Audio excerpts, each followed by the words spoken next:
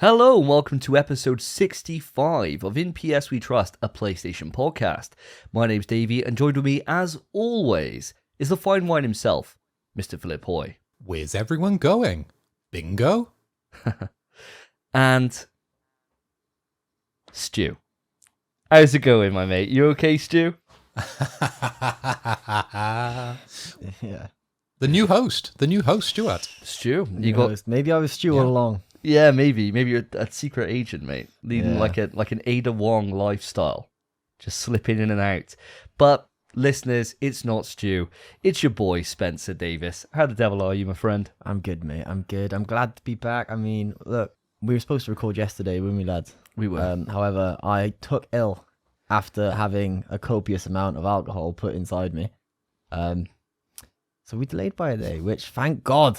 If we recorded yesterday, it would have been a bad show for me. So thank you, boys. I'm sorry we had the delay, but thank you. Well, it would have been ropey for all of us. Of course, we went on, me and Spence went on like a works night out, and it was cataclysmically rough. There was too many drinks, too many spirits. Yeah. Just too many. And, I'm not a ghost hunter. I can't handle these spirits. So it was only going to go one way, and that would have been straight up. Do you like it, though? That's the dumbest joke I've ever heard. Well, what a way to kick off the episode, listener. And speaking of kicking off, we are in an absolutely amazing time today.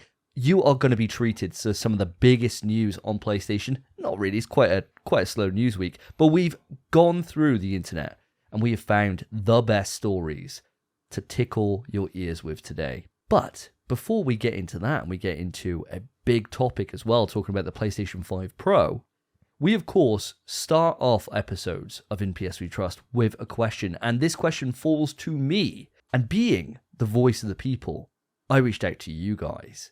Well, in fact, I didn't even reach out. What happened was I was in a conversation with Lurian, who is one of our fans on Twitter, and he mentioned about being scared for something. And I thought, I'm going to ask the guys a question about being scared. So, guys, I want your thinking caps on for this one. What's the most scared that you've been from a video game? What moment specifically? Tradition normally starts that I'd start with Spencer, but I'm going to go to yourself first, Mr. Hoy. I'm going to let you kick it off. Age before beauty. Oh, okay. It's an interesting question. This had me thinking for a long time. But the one that sprung to mind first, and I kind of feel this might be a very heavy Resident Evil themed episode. So the button, obviously that'll be switched on later on in the show, and I'm free to mention it now.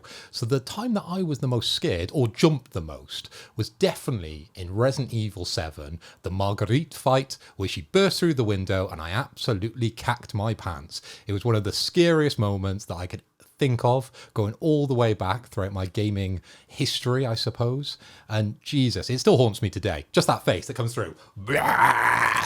Jesus, you do not want that, do you? Oh my God, it haunts me. Well, we've said many times on this podcast that we've got an aversion to bugs. I know that I definitely bring up the lion's share when it comes to my hate for bugs and arachnids in general. So when you've got a woman that's got a vagina made of bugs, and she's crawling around with that hanging about the place, dropping spiders and God knows what out of that horrible image. Jesus Christ. Honestly, I'm not a celebrity. Get me out of there. If she came into my room with that face, Jesus, I'm pulling the cord. I'm straight out of there. I ain't going back. I don't care. What was the point anyway? I'd be out of there straight away. I'm scared now. Listen to my voice. Trembling. We've all said about our love for crab women on the last episode, and that's a step too far. That's spider women. Step too far. I'm not going for that. I'm not going for that kind of monstrosity. But yeah, great boss fight though. Absolutely incredible boss fight. And certainly ranks up there with some of the best in the entire Resident Evil franchise for damn sure. Incredible moment. Very well done. Great pick. What about yourself, Spence? Have you got any that spring to mind? I've got two I can think of immediately. Maybe I got a different one as well. It's the most terrifying moment. First time I ever saw Exo Primal, and I knew you boys would want to play it. But actual gaming moments, not to kind of echo your thoughts, Phil, Resident Evil 7. Oh, wow. I didn't find that game scary at all. However, wow, when I first started the game, it took me 20 minutes to enter that house. I was shitting my pants. What, on the prologue part? Yeah. Oh. Literally, the start, not after, once you're, you get to the house, the door opens, it's pitch black. And I was just like, no, I refuse. I don't have to go in there.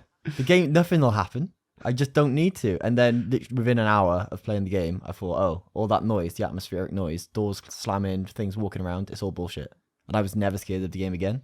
But those first 20 minutes, trembling. See, that's crazy to me. That I remember when you were playing it, and I don't know if we did screen share or what. I don't know what it was, or maybe you were streaming it. I can't remember. But I remember you saying, "Oh yeah, well these noises they're not real." Like you went to investigate them, and I was thinking, "Oh, that's like you're using your brain there. You're thinking about it." Whereas I was just so sucked in, I was in that world, and every single moment I was terrified. The issue with it is, it's a Resident Evil game. You backtrack. You always backtrack. You always try to go back and find more loot.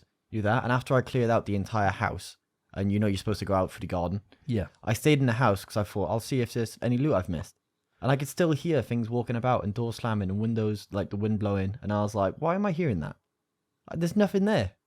If anything... It's a sign of a good game, though. If you're hearing things within a game because it's hit you on that level, and when you're going back through and you're still scared of it, what a game. What absolute stellar experience of a game. RE7. It is good. Oh, it is. Oh, definitely give it a clap for RE7. Jesus Honestly, Christ. what a game. What a game. Oof. And this is the thing, right, about RE7, that I just do not understand this about the fan base. The Resident Evil fan base in general is fucking insane. Absolutely insane. You got people that swing to bat for Resident Evil 6. Yeah. And I just do not get that at all. I just don't understand it. And then people will say, oh, RE7's not really RE. And it's like, what are you talking about? Wow. It's like the first revisit back to that RE1 style game that we've had, really. The shit has puzzles. Yeah, it's got puzzles. It's got puzzles. That's it. It's got literally just that item conservation that just makes the series so good. And you've got these horrific entities that you guys have been talking about in this. Yeah.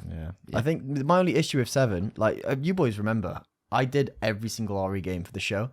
When it came to 7, I had a Word document full of notes. And I never did that for any other Resident Evil game. This one, I was like, I've got a lot to say. And we had to cut my conversation because it was like 40 minutes long. Me just gushing about RE7. Oh, yeah, I forgot. It was so good. But I think them having that ambient noise at all times just made me less scared for when there actually was something there. And that's what I don't like. The other gaming memory I'd like to mention is when I first got my Oculus Quest, me and my girlfriend bought Layers of Fear on VR. And she was saying, I've beaten Layers of Fear. It's not that scary. I was like, okay, yeah, that's fine. But this is in VR. She's like, but I've already played the game. I'm like, okay, yeah, that's fine. I said, you can go first then. Put it on. The game starts. You're in the living room. And it's pitch black. You got to walk upstairs, pitch black up there, and then just walk through a door. I don't know what happened after that. But we got upstairs, and neither of us entered that door. We refunded the game. Refunded the game. What a pussy, man. Well, if Spencer's having 2, I'm going to have 2 because I've just thought of 2 words that send chills down my spine. Now, this goes out to all the PlayStation crowd, and we'll see if it has the same effect. Please write into the show if you get the chills when I utter these 2 words. You ready for them, boys? Go on, hit me. Cheap memory cards. Now, those 2 words, cheap memory cards. Remember back in the day, you'd be playing your PlayStation 1 or your PlayStation 2, all the official handsets, right? But your mum or your dad's cheaped out on the memory cards, and you've been playing for 12 hours of your day. You go to save, you wake up the next day, and you're like, did it save? Did it not save? Oh my God, that's a scary moment when you log into your PlayStation, you go to load up the save, and it's just an error. Oh, that's one of the scariest things in PlayStation. Just seeing an error, and it's because your parents cheaped out on the memory cards. They paid £6 instead of 15 quid or whatever it was back in the day. And oh my God, that's why I'm so grey. I've grown up grey because of cheap memory cards. Oh, it's the same feeling as when you'd go to school, right, and you'd be on like the last level of Sonic, and your Sega would just be on in the living room. Yeah, you couldn't turn it off. Don't turn it off, Mum. Don't turn it off. And then you come back in, you're like, all right, I can finally beat this. Took me all day yesterday on my Sunday to get to this point. Get there, off. Turned off. And you're like, what the hell? And Dad's just like, oh, sorry, I didn't realise. What's the big idea? Just get back there. What's the big idea? Hey, wise guy. And I'm like, what the hell, man? What the hell? Davey's dad's from Brooklyn. Yeah. I'm walking here. I'm walking here. Hey, don't worry about it. Yeah, terrible. Absolutely terrible. I really respect all those choices, guys. I think you got some good ones that you brought to the table. Mine, if we're going to go for 2, I'll go for 2 as well. Why the hell not? 2 letters for you boys. Phil brought 2 words to it. 2 letters. PT. Oh, yeah. Holy fucking shit. Playing that through, that playable teaser. I remember I was playing it. I think I was playing it through with Lottie, playing it through with my wife. And we started it. I thought, oh, this is weird. I'm just walking around in this little loop. And then the more loops that went around with nothing happening, the more I was just getting on edge. Tense, yeah. And I was like, why am I getting so tense with this, with nothing happening? And then it would all of a sudden, there'd be the odd thing moved. And I was like, why is it moved? And then another 10 loops of just anticipation. And then you just see, like... Up the stairs. Up the stairs. On the bank. Oh, God. And then you just hear noise behind you. You turn around, it's fucking there. Yeah. And I was like... Fucking the bathroom door starts banging. Oh, you open it, nothing there. You're like, what the fuck? And then you go past it the next time it creaks open. There's just like the baby in the sink, man. Oh, Jesus Christ. Great. Oh my God. That was the scariest thing ever for me. Like, that entire thing was just pure on edge terror. Kojima just bringing just a little bit of magic to it. And oh God, it was just fucking perfect. I mean, I suppose that's one of those games that there's a reason why it's as regarded as it is. And even it's just a fucking demo. It's one of a kind. It's just so good. Yeah. So absolutely terrifying. Did any of you guys have any memories with PT at all? Yeah. I was having my first time playing it. I was over at my friend's house. We used to have LAN parties where we'd all take our computers over and we'd all play League of Legends. Oh, nice. And that's all we'd do. And then my mate had his whose house it was, had his PS3, and he was like, "Oh, I downloaded a demo today called PT." I was like, "Okay." I was like, "I won't play it. I'll watch you play it." We just sat there. I did play it.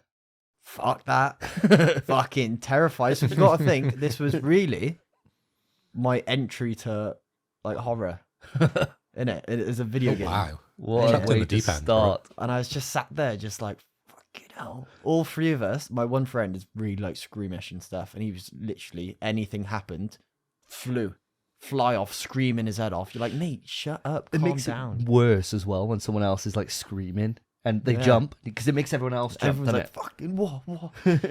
It was terrifying. Terrifying. I think he still has that PS3, but I might be wrong. Oh, it'd be worth a bit of money if you still got Quite that a demo lot, going yeah. around. What about yourself, Mr. Hoy? Did you ever play PT? Did you ever partake? It was PS4 game, if I remember right, but I know what you meant though, fam. Yeah, my bad. Yeah, did you ever partake in Kojima's little masterpiece of what unfortunately did not come to pass? I actually missed it. And it's a strange one for me, seeing as how much of a fanboy I am for Kojima-san. Jesus, I've just missed this one out, unfortunately. I'm glad I did. Sounds scary as hell. Yeah, you saved your pants being brown anyway, at the very least. Well, You buy them brown. That's the shortcut, really. Yeah, Don't buy white pants. Just buy brown pants. They're just easier. yeah, definitely. You learn that with a bit of age. You do. Or just sit on a potty. Just sit on a potty the entire time and you got no problems. Your dignity's out the Sit on a window, but potty. who has dignity, eh? Who needs dignity? Playing games on a potty. Yeah, just ready for it, Christ. mate. Just ready. My second one, guys. It was it was a game that I've admitted this to my YouTube audience, so I might as well admit it to you guys as well. A lot of times I get asked to play Outlast, and Outlast 2 specifically, I've been asked to cover it on my channel.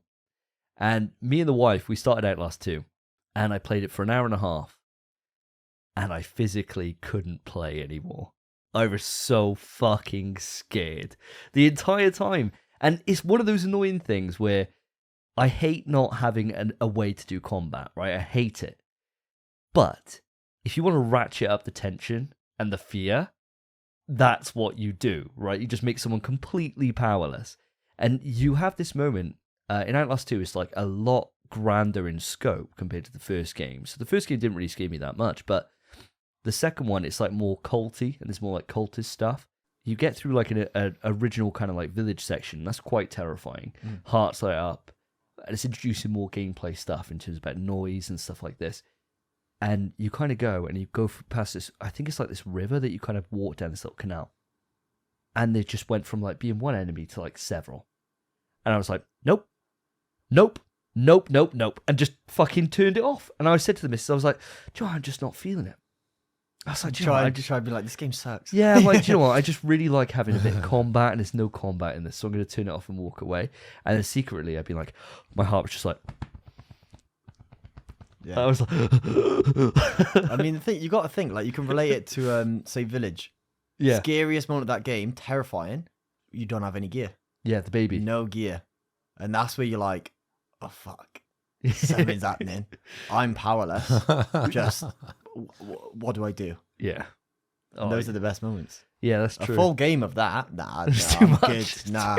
It's too much of a pussy.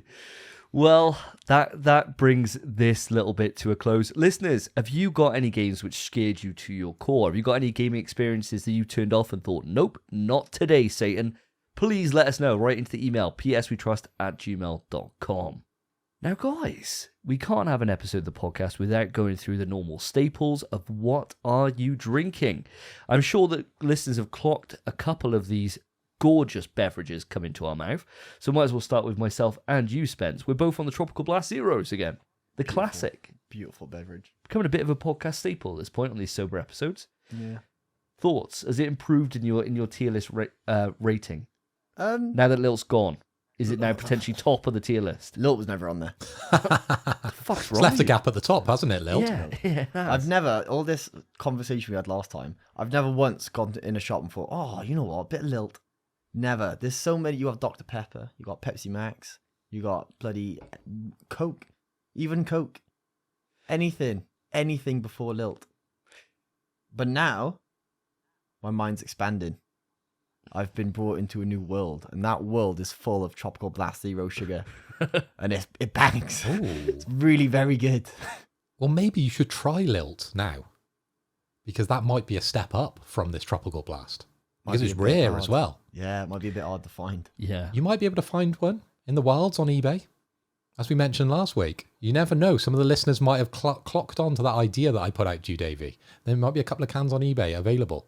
Well, I tell you what, I'm going to make it my life's mission. Well, I got 2 weeks to make this happen. I'm going to find some Lilt. And I'm not going to drink it beforehand, and we'll try it on the show. Do a comparison. Do a blind taste test with Spencer. Yeah. Put Lilt in one glass, tropical taste in the other, and see if you can taste the difference. See which one we prefer. I'm down. I'd do it. All right. Deal. So that's what we're on today. Nice sober episode. It is a Sunday night after all. What about yourself, Mr. Hoy? What are you bringing to the table? Well, seeing as we're not drinking and we've drunk far too much over the last couple of weeks, this one's a sober one because I've got work tomorrow. So I'm on water, the old H2O in my Orlando Magic lenticular cup. Lovely that, isn't it? Lovely. And then I've also been to the gym today. Have you seen these guns? Can't really. So I'm on the protein shake to try and make some, that I didn't waste all my effort in the gym. Try and maximize that effort Try and get by some... having a protein shake as well. Nice. Oh, we're going to have to expand. He's going to have to get a different lens to fit in because he's going to be so bulking out after he drinks that. Yeah, he's going to be swole as fuck. After this protein shake, Yeah, that's how it it's works. huge, mate. Yeah, Got a one fucking protein shake. That's all it took. Podcasting with the Juggernaut. That's what we'll rebrand to that, we will. I've noticed that. Is that a strawberry protein shake, Phil? It is, mate. Is that your flavour of 41 choice? grams of protein in this one. Jeez, 41. It's got to be the weakest Don't know what that means. milkshake flavour, I'll I just think. piss it out Yeah, That's true, probably yeah. more than likely. Yeah, straight through. talking about milkshake flavours, right, and protein shake, it's chocolate for me all the time. Chocolate, yeah. Chocolate go-to. I don't even like chocolate, but if I'm getting one, it's chocolate. Yeah. I mean, strawberry's probably second place. I was thinking it was probably the worst, but banana fucking No, sucks. Strawberry's worse than banana. Do you think so? Yeah, 100%. No way. Hands down, yeah. Crazy. Right, well, on that bombshell, let's move it on to what we've been playing. This time on NPS We Trust, what have the boys been playing? So, guys, it's been 2 weeks since the last podcast episode, and I'm desperate to know what you've been up to in that time. Tradition states we start with yourself, Mr. Spencer Davis. What are you bringing to the table? Nothing. I mean, the only things I've been playing, really, is the big one, and then games with you boys. Okay. So I'm not sure if I should actually start. I think you should. I think we get the big one out of the way. Kick it right off. Yeah, I think we kick it off, and then from there, we'll take a detour into Mr. Hoy, see what he's brought to the table, and then we'll wrap it all up with the threesome at the end. But we start off strong, I think. Sure, okay. Well then, if we're kicking off with the big one, only just today, I started playing Resident Evil 4. Ooh, baby. You didn't even do it in a Resident Evil voice. Come on. Do you know why? This show is all about impressions. It's because it pissed me off. When I booted the game, it doesn't do it. What? The game doesn't do it. Resident Evil 4. Remake. Little shout out to Xbox the Box there. Yeah. But yeah, I started playing that today. Playing something else as well, but then I played RE4. And immediately, 3 options. So if you're new to action games, obviously casual. Then it says if you've never played RE4 2005, play normal. Then it says if you've played the original, play hardcore. So I was like, I've played the original game. Fuck it. So I started playing in hardcore. Lads, it's quite hard. Is it? Kind of, yeah. That opening village sequence, I died 4 times. Whoa, did you? Yeah, compared to, especially because I played that demo quite a lot, and that's all that demo is. In the actual game, that sequence lasts like 6 times as long. Oh, good. Way fucking longer. And I was just running about, being like, where's this fucking bell? Terrified. Well, I wasn't terrified. It was pissing me off, really. I was like, fuck me. It's like, it's desperate for me to use all my resources, and I'm not going to. I was just running about. Well, that's why it takes so long. No. It goes by the amount of enemies you kill, I think. I'm pretty sure. If you kill like a load of enemies, it would just be done. I killed a few, but it's just taking the piss. I died so many times as well. That chainsaw Donnie, full health, you're dead. Just one shots you. Yeah. And I'm like, fine. It's hardcore, mate. It was Gotta keep away hardcore. from him. Cool. Of course, He's got a fuck off chainsaw. What are you doing walking close to him? Are you the mental? I wasn't. I jumped out a freaking window, and then there's 5 of them there, and I'm trapped inside. You just hear, and then you're dead. It's like, fuck me. And they can grip you up as well. They can grab you, Yeah. and he starts swinging towards you, and you're like, thank God I got him mashing off. And then you chuck him at the chainsaw. Oh, it's sick. It's actually sick. Okay. So how many hours do you think you are at this point? Roughly like 2.5. I've just started chapter 3. Okay. And chapter 3, I can say it's not really spoilers if I say anything, is it? No, it's Resident Evil 4. Yeah. And if anything, the story's mid at best. Well, it depends. I don't know on this one. That's the same game. But I've got to the point, I'm infected, and I got into the one house where you meet the big fella again, the one who infects you. Okay. And he just kind of lamps you out. And Okay. then he's like, your blood's taken to the virus, whatever he says. And then that's it. And I've just started there. The Rasputin looking ass. Yeah, he's massive Donnie. But yeah, I'm literally there. And so far, really good. Very much enjoying it, actually. Oh, fantastic. Which is very strange because it's kind of almost identical to the original game. But I'm enjoying it a lot more than the OG. Is there any reason why you think that might be the case? I think it's just different enough that it's better. Like, the environments and such are a lot darker than they are in the original game. It's a little bit spookier. Not really. I've not felt scared at any point. It just feels nicer. Controls better. The combat's better. Resource management is a thing. I've sat in my box, my Apache case, whatever. I was in there for like 15 minutes earlier trying to figure out how I can fit the sniper rifle in there. It's great. It's just fun to do, which obviously is in the OG, but it's new, I suppose. The only thing that I really fucking hate about this game so far is the crafting. Crafting's dog shit. Still the same thing you brought up last time. Yeah, in the demo. Is that instead of actually picking up an item and putting it in the other thing, you press an item, hit craft, and then it shows you everything you can make. I'm like, I don't want to do that. I like knowing what I'm going to make. Because sometimes, you got the resources and the gunpowder, and you think, I think this makes shotgun rounds. Then you do it, and you've got some machine gun bullets. You're like, fuck! That's good. I miss that. That's what I want. Okay. I get you, and I suppose that also takes out the kind of experimentation Yeah, that you can exactly. get into with it, right? Yeah. The mystery is kind of taken away, right? I suppose Yeah. to a certain extent. Well, before we go on a little bit more of your thoughts, Mr. Hoy, you've been playing Resident Evil 4 as well.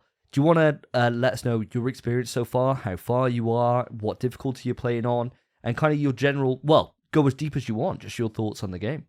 Sure, well, I'm a little further in the game, but let me just take you back a couple of steps. It was the morning of the 24th. I got out of bed, sat down in front of my computer, logged on to Teams, looked through my emails and thought to myself, it's Resident Evil Day, I wonder when it's going to turn up. And at that moment, my Ring doorbell rang. And guess what it was? It was Resident Evil 4 Remake. Came through my door in a steelbook in all its glory. And I missed the start of my Teams call because I was loading it up on my PlayStation. So if anyone from work is listening, that's why I was late. Because I love PlayStation and I love Resident Evil. But do I love Resident Evil 4? That is the question.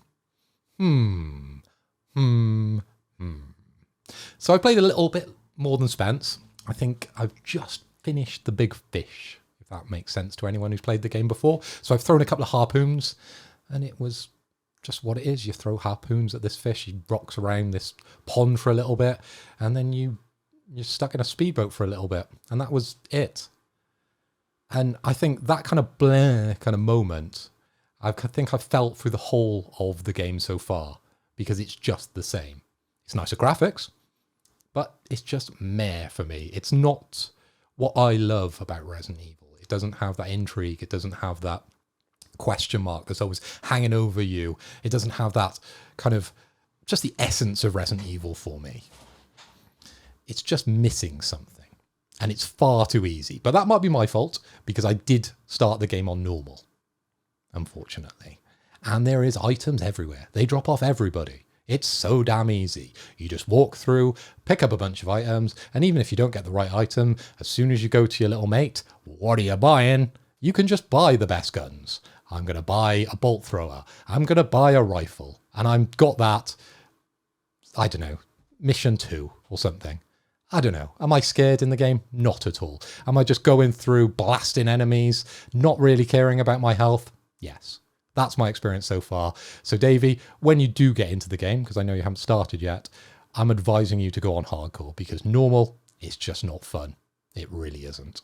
Oh, wow. Damn. Do you think at this point you're too far to be able to kind of begin again and start it on hardcore? Do you think are you even remotely tempted to do that now that Spencer's kind of giving it a bit more of a positive spin that may be linked to difficulty? I don't know if that... Does that play into it at all, do you think, the difficulty of it? I think 100% it plays into it, because you got to think there's so many factors, whereas I'm taking so much more damage per thing, so I'm a lot more cautious about using my herbs, my full heals, trying to craft them the best way, and making sure I don't use them as like the first opportunity, try and hold on to them.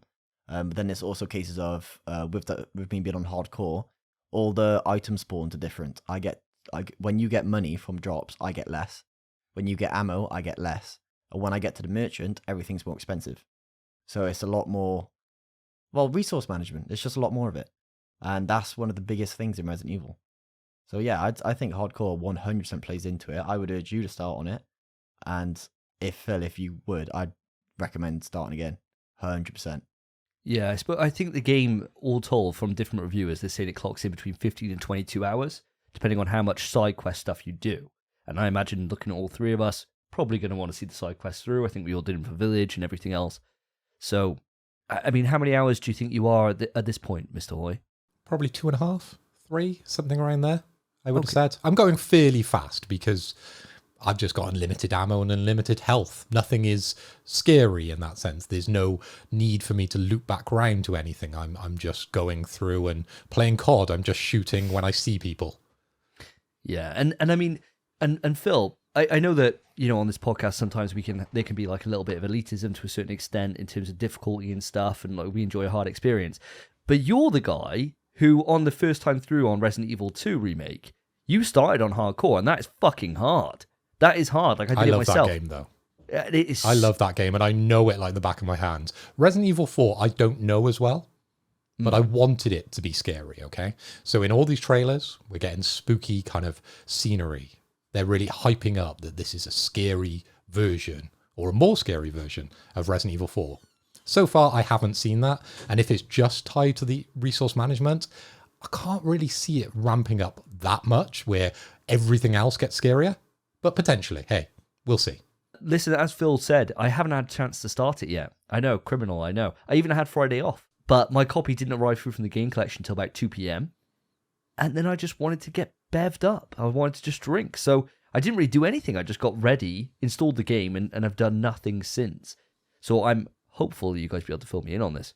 With the demo, when I played the demo through, one of my critiques at the time, and I got a YouTube video that had a lot of shit for this view, is that it was just not scary in the slightest. That the power ratio is still swung to Leon's favor to too much of an extent.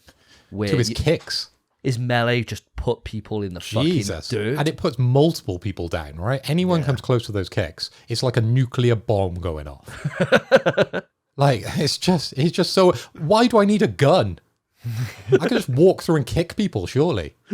You'd get tired, mate. He shouldn't have gone to the military school. He should have gone to fucking kung fu school and just yaka, just going through like that. It would have been brilliant. Made a mistake there, really, hasn't he? Kung Fu Leon. That's the dream right there. Resident Evil 5 is coming up for Chris. We'll start seeing him doing MMA moves on everyone now. I think he already judo throws someone in RE5. Mate, what they do, they'll do a little spin-off game, and the tagline will be Leon gets his gi on. And that'll be it. I like that, mate. I like that. That's a good one. Yeah, well done. Class. That's a good one. That's a good one, that. So, yeah, my thoughts really, when I was in the demo, I was saying one of my big critique points was that I felt that power ratio wasn't there, that Leon was too powerful. Are you both finding that when it comes to this game, that the terror really isn't ratcheted up too high? I mean, are you feeling that with numbers there becomes threat, like there is in something like Dead Space, or are you not feeling that, Spence? And of course, Phil as well. I think it's definitely threat in numbers at the moment. If there's like 2 enemies or however many, it's a piece of piss. Even on hardcore, it's a piece of piss. Because you just shoot them in the legs, kick them in the head. Dead. But then, probably, I'm not sure if it is a thing in hardcore, but I think my knife durability is a lot lower than it would be otherwise. I'd imagine anyway. And there's a big thing of, if you knock an enemy down, you can stab them in the head. It destroys. If you have a kitchen knife, rather than the actual main knife, it's one use. It's gone. Right. So it's kind of a thing of, that's an entire resource gone just from the decision of get this enemy out the way. So hold on. Don't want to sidetrack this too much. So there's multiple knives. Yeah. Is there? How does this work? This was one of my biggest worries going into this, was that the knife I was saying before in the last episode, that I felt the knife was amazing. I loved it, but I was really worried it was going to be a common resource. Talk me through that, guys. So far, you get your main knife, your combat knife. It breaks. We all know it breaks. And when it does break, you can go to the merchant and get it repaired. Okay. For 4,000 coins, I think. All right. Or potass. But then throughout the environment, you can find kitchen knives. And they're way weaker, way less durability. You can still use them to parry, still use them to kill downed enemies, still use them the same way. But they're nowhere near as good. But they're there for if your knife's fucked, really. And they're kind of the first thing you want to use, rather than waste your big knife. There's one section of the game, I won't go on too much, but there's one section of the game where I got 3 of them, like, immediately. And then I thought, oh, sound. But then the issue there, with having 3 of them, is they're shit, and they're taking up 6 slots in your inventory. Ah, because they're 2 slots each. 2 slots each. So it's, again, managing your shit. Right. What about yourself, Mr. Hoy? I've only played a couple of hours, I mentioned, and there's already too many options of things that I can do to enemies and ways I can get away without taking any damage. In previous Resident Evils, you had 2 options, near enough. You could fight them or you could run away. In this game, you could do those 2, but there's a hell of a lot of ways you can fight them. And as Spencer's mentioned, 2 with the 2 knives already. And then you can stab them on the floor. You can kick them. You can blast them with the gun. You can dodge them. There is so many options to it. It's not scary because you've got so much within your arsenal. You're exactly right by saying Leon's mega overpowered in this game because he just does everything and anything. They need to limit it right down. So all you can do is run away or maybe shoot them, right? Yeah, and I suppose this was the tricky thing, right, going into this, is that I think out of anyone that our audience is listening to in terms of podcasts or reviewers or whatever it is, right, I think this is very much going to be one of those conversations, I think, when it comes to RE4. And again, I can't judge yet, I haven't even got to it, but we didn't enjoy the original. So this is always going to be a bit of a harder sell for us in terms of this game. And so just bear that in mind, listeners. You know, we're not saying this the full shit or anything like that. It's obviously not. But in terms of what Resident Evil is as a franchise, we're all in agreement that ain't it. Nah. That 4 ain't it, right? Miles off. So I think for me, going into this, I'm expecting that they're going to ratchet up the terror just a little bit more. But judging by what you're saying, Phil, yeah. Can I just say one thing? Please. Before we totally write this game off? Because there is a positive, and the game is incredibly fun. There is nothing better than running around with this entire arsenal at your fingertips, just thinking, how can I blow this zombie's head off? Should I use the bolt thrower to knock him down a couple of pegs and then go up and kung fu kick him? Should I do that? Should I not? Should I run away? Should I loop him around here? There's so much to do, and it is a really, really fun experience so far. Like, 50% of my brain is there going, oh, I don't really like Resident Evil 4. They haven't really changed a lot here. There's not really that many improvements. It's still a bit meh. And then the other 50% of my brain is like, ha ha ha, look at all this. Kaboom! Right? That's fun. It is a fun game, but it's just not Resident Evil for me. And I don't feel like this remake has, in the short time that I've played it, has moved anywhere closer to those ideals, really. Yes, fair enough.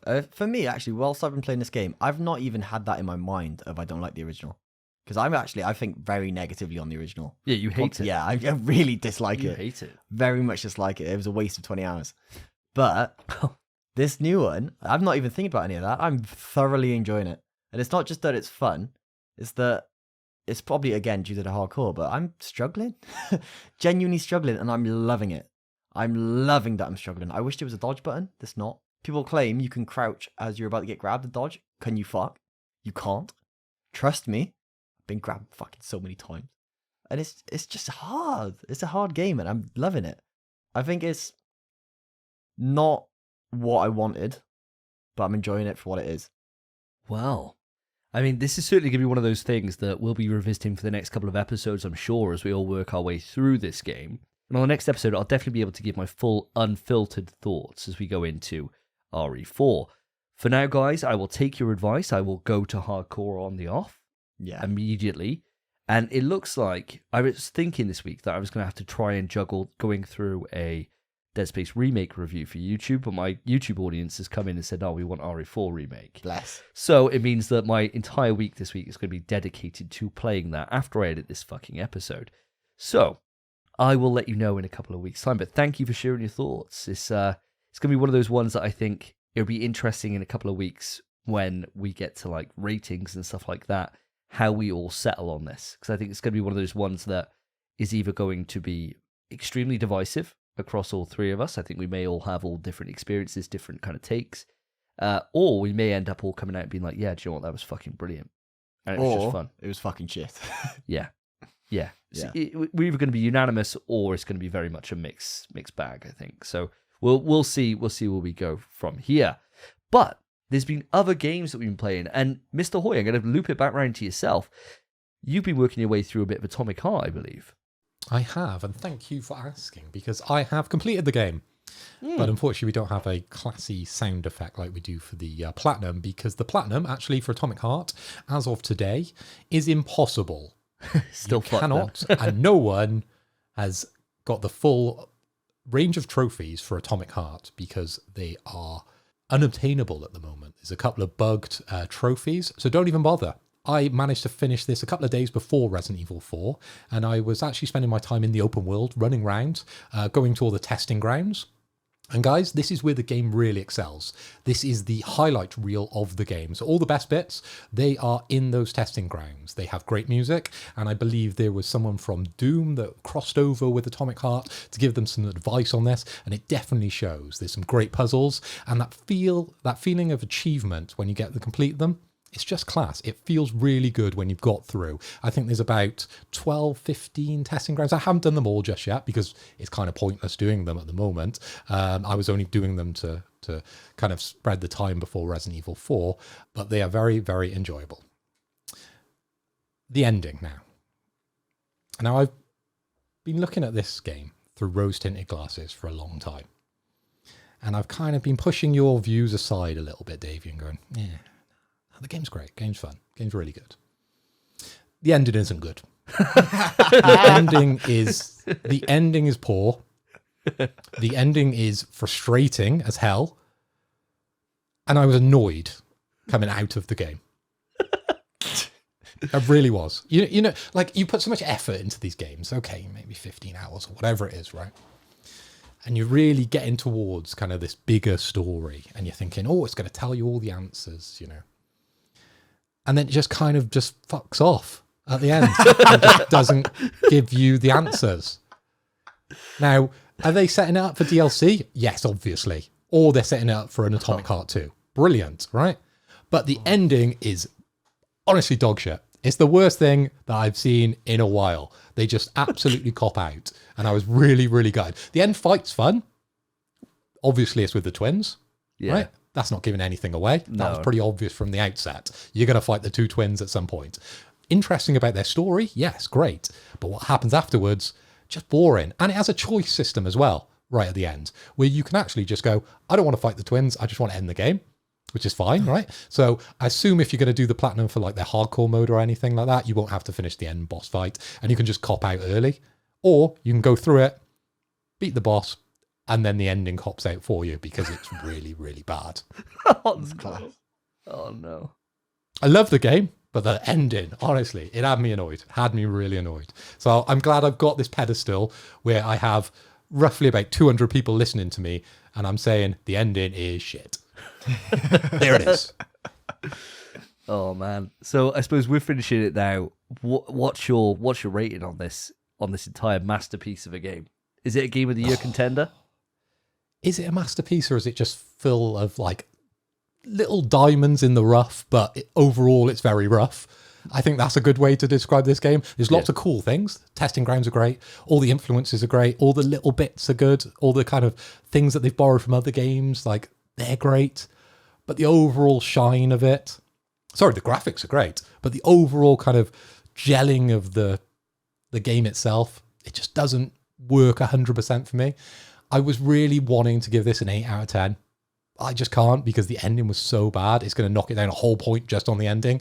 So unfortunately, I'm just going to have to put it at like a mid score of a 7. Fair enough. I mean, 7's still pretty positive on it. I enjoyed it. I did like the game. Well, that ending. The ending is one of those things as well, isn't it? It's if the ending is totally savagely shit, it can just throw everything else into a spiral then. Because you think, like, why did I do all this for? Was this actually as good as I thought it was? It like poses loads of other questions then, and with it being the last thing that you savor of a game, it can just fucking poison it going forward as well. She'll be like, fuck that ending. Fuck that ending. You'll think about that game, and every time you think about it, it gets worse in your mind. Yeah. It's that kind of thing. You hate that game more and more every time. It goes from you love the game, you think, oh, the ending was quite bad though, to eventually you're like, you know what? Fuck that ending. Never going back to that game. The thing was, I did finish the game and I had a couple of days before Resident Evil 4. So I did go back to it and I brought that score up a little bit more because I was playing those testing grounds, as I mentioned, and they are particularly good. But that ending, oh my God, it just got me annoyed. It really did. And it was that moment I finished the game and I thought, do you know what? In the bin. But I did go back because, yeah, I needed to finish those testing grounds. Oh, well, fair dues for you for going back to it. I got to admit, audience, I have not gone back to this at all. It's sitting on my dashboard on the PlayStation, and I cannot find it within myself to press X and boot it. I just can't. I'm looking at it and I'm like, I've got so many things I want to play. I want to redo Dead Space Remake. I could spend my time doing that. Or Atomic Heart. And it's an easy choice. And when you got that and you've got VR and all the VR games that we've been playing that we're not going to clutter today's episode up with. It's just been pushed to the side. I promise I'll get it done by the end of the year so we can at least have it in a discussion for Game of the Year.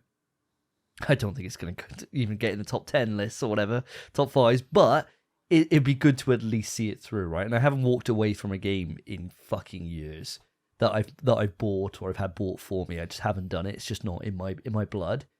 But it's not getting played anytime soon. That's for damn sure. Well, speaking of games that we've played that we're not going to be going back to anytime soon, Exoprimal, Phil, we played it.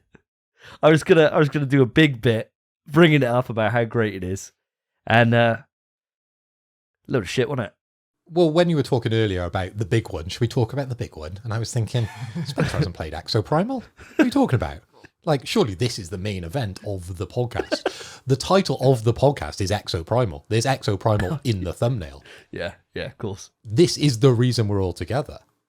For these groundbreaking moments within video culmination games. of 64 we've had episodes. Half-Life. We've had Metal Gear Solid. And now we've got Exoprimal.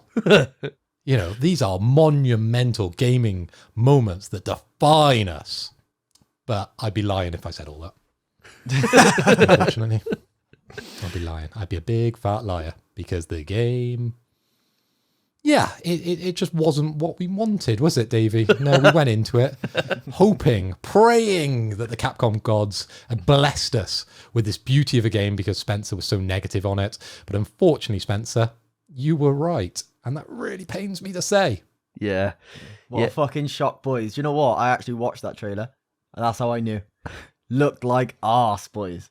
Well, I do you know what? I'm gonna prop it up a little bit here. I'm gonna prop it up, right? Me and Phil, we went into the beta, full of joy, full of glee, childlike excitement going in, thinking, "Oh, look at this!" We changed our mech suits; it looked cool.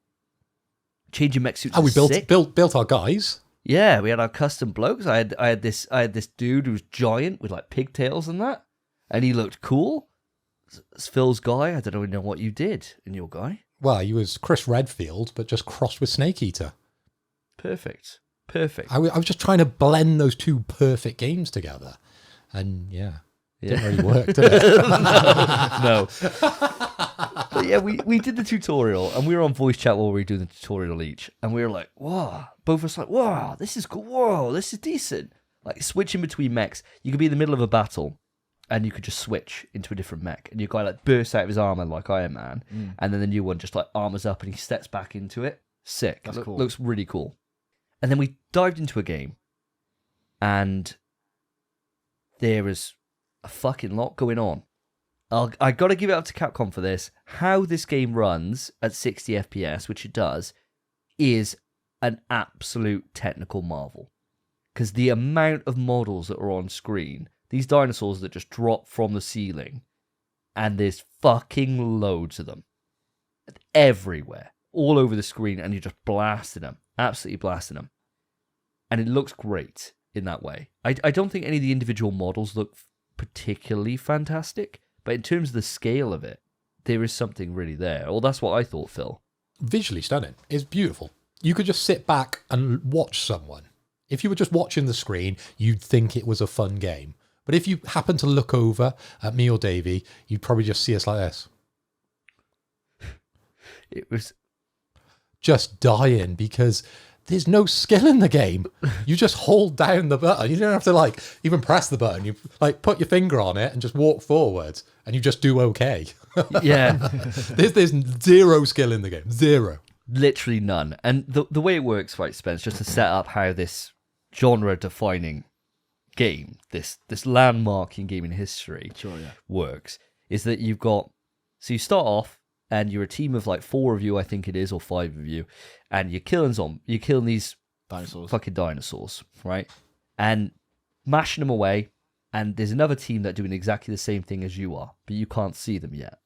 And it tells you then, at each checkpoint, after each wave of dinos that you kill, who's in front, you or them. And as you go then, if you're in front, you'll get given disadvantages by the other team. So it might be like harder dinos come through, or less bullets, or whatever it is, right?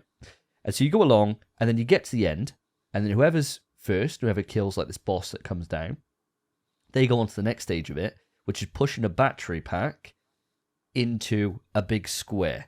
So Spence, this is basically they've stolen escort from Overwatch. You know, protect the payload. They just pick that up and plonk that in the game in Exoprimal. And there's still dinosaurs attacking you while this is happening. And obviously you cross with the other team and then you can fight the other team. Yeah, and that's how it works. I don't know how you win. No idea. We played 3 games, I think, Phil. And we won 2. Don't know how we won. Don't know. I literally no idea how we won. I guess we were just standing in the circle and we're moving it in there and then I guess we win. Don't know. But the first game I played, I thought, oh, this guy looks cool. And he's this melee bloke, right? And he's like zipping in and out. He's like kind of like Raiden from Metal Gear Solid 4. Zipping in and out, killing dinos. And I looked at my score at the end and it was fucking huge. Absolutely massive. Total MVP. It's like, yeah, well done. All shiny stuff. So I said to Phil, the next one, you go this melee guy. See what happens. It doesn't matter who plays the melee guy. You win if you play the melee guy. The points were insane for the melee guy. He's taking out everyone. He's doing all the work. And everyone else is playing these big tanky robots with like massive missile launchers. Don't need that. Just need a sword, apparently. And you just school everything. And the point system is wild because on like the 3rd game, I thought I'll play a healer class. Because the melee guy's got quite low health. And so I was like, right, well, it'll stop Phil dying. I can just look after him a little bit. I'll play the melee. So I get to the end of the game. Bearing in mind, I've been working my ass off. Absolutely working my ass off to keep our team alive so we can secure the win. I get like 3,000 points. Phil, with his fucking melee guy, 170-odd thousand points. And you think, what the fuck? That's the scoring system. That's the way to level up your characters, these points. So there is no reason to ever play a support character, ever. You all might as well go in there with Assault, with these fucking killing dinos, because the game doesn't give a fuck about you for doing anything else. It just doesn't care. It's like so unbelievably unbalanced in that way. It's absolutely criminal. Spence, I have got one for you, though, with this game. And this might redeem it for you slightly. Sure. So when I was this melee guy, and I was beaming towards these dinosaurs with my 2 kind of fist, almost blades. Yeah. It was a blue kind of mech suit. I don't remember the name of the character because they were instantly forgettable, unfortunately. When I hit the dinosaur, he did react, Spence. So there's a point on the board for that. He didn't just walk through me or, you know, just carry on fighting. He did react to me and he died. And lots of them did die because I was the most overpowered character in the game. And we just happened to luck into that within our first 3 games. And it wasn't even fun being the most overpowered character, was it? It was just a bit, it's probably fun to watch. Yeah, it was, as you said, it's completely mindless. And the thing is, sure, the dinos react, but you don't feel anything from it. You don't feel like as if there's any resistance. Those blades are an extinction event. They might as well be called fucking Meteor. Like, those things are just wiping out dinosaurs like no tomorrow. And you feel nothing. I felt actually sad playing it. I thought, like, oh, all these dinos could have been saved, but good old fucking Meteor and Destruction are coming in and raining hell down on these fucking dinosaurs.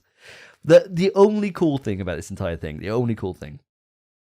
if you're winning or losing, the final part, right, when it's the other team come down, you can get a dinosaur power-up. And what it means is it turns you into a dinosaur. And so you turn into a giant fucking Tyrannosaurus. I was in this case. I think you could be other ones as well. And I just ran into the enemy team's base and just ate them all. And they couldn't do anything about it because they were shit. This other team. I was literally in there for the entire duration. I think I racked up like 15 kills. They had no chance. They were just literally getting mauled. Absolutely mauled. And that was fun.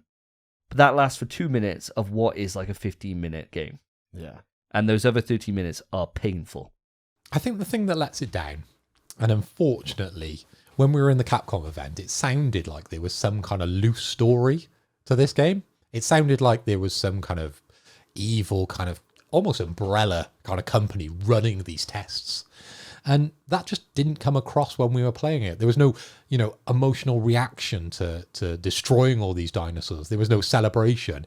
It just felt like the type of game that is going to game you for money and like loot boxes and things like that, because you can power up your mechs. You can make them green. You can make them blue. You can make them gold if you pay more money. It's that type of game. And for me, I don't need that in my life. I love dinosaurs. There's a dinosaur bite there. I love dinosaurs. But not this game. Dino Crisis all day long. Capcom, you've missed a trick here. Do you reckon this game should have been a free-to-play game rather than being an actual full release? Do you think that would have been the only way this game could find a remote audience, is by having it be monetized in that particular way? It's going to be monetized in that way anyway, even after you've paid 70 quid for the game. Yeah, that's true. So, sorry to anyone that's pre-ordered this game, because you are going to be nickel and dimed all day long. That's what this game is. Yeah. Unfortunately. And if you get that gold mech, you can tweet me a picture, because am I going to be jealous? Probably, because it'll look fucking cool. But do I want to play the game? No, I do not. So yeah, a rare Spence was right moment. That's crazy. Yeah. Ultimately, Mark it on Wikipedia now, guys. Whoever's updating that Wikipedia. Episode, what are we now? 65? 65. First time Spencer was right. Congratulations, mate. Yeah, congrats. That is wild. Ultimately, the best thing they could have done in terms of making money and having money is whoever pitched that idea, sack him. Yeah. And they'd have just saved so much money. Yeah. It's an absolute tragedy on every single level. What could have been a Game of the Year contender? Could it? You boys. I couldn't believe you boys were so big on Exo Primal. I don't know if you were doing it in spite. We were doing it just to piss you off, really. Yeah, it worked. Yeah. It worked. I'm glad. I'll tell you what, I'm glad. I'm actually so happy that it is a pile of shit, though. Because if it was goated, I'd have had to play it. And now I don't. We were going to wind you up, me and Phil, this entire thing, and just go on about it, how good it is. But just in case somebody was to skip halfway through the discussion and they go on to quick news, they might not know that actually it's shit. And they'd be like, what the fuck have Davey and Phil been on? Like, all my illusions of this podcast are shattered. The thing about it, Spence, we're okay with lying to you, okay? But lying to our listeners and our viewers, we just couldn't do that. So unfortunately, we had to come out with the truth. Yeah, I had to come out with it nice and Game's clean. bad. Don't bother. Yeah. Do not bother. Save your time.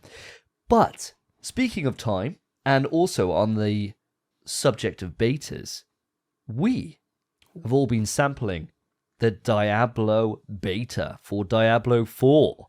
Now, we spent a good chunk of time last night, actually, with the podcast being delayed thanks to mine and Spencer's alcohol-induced state.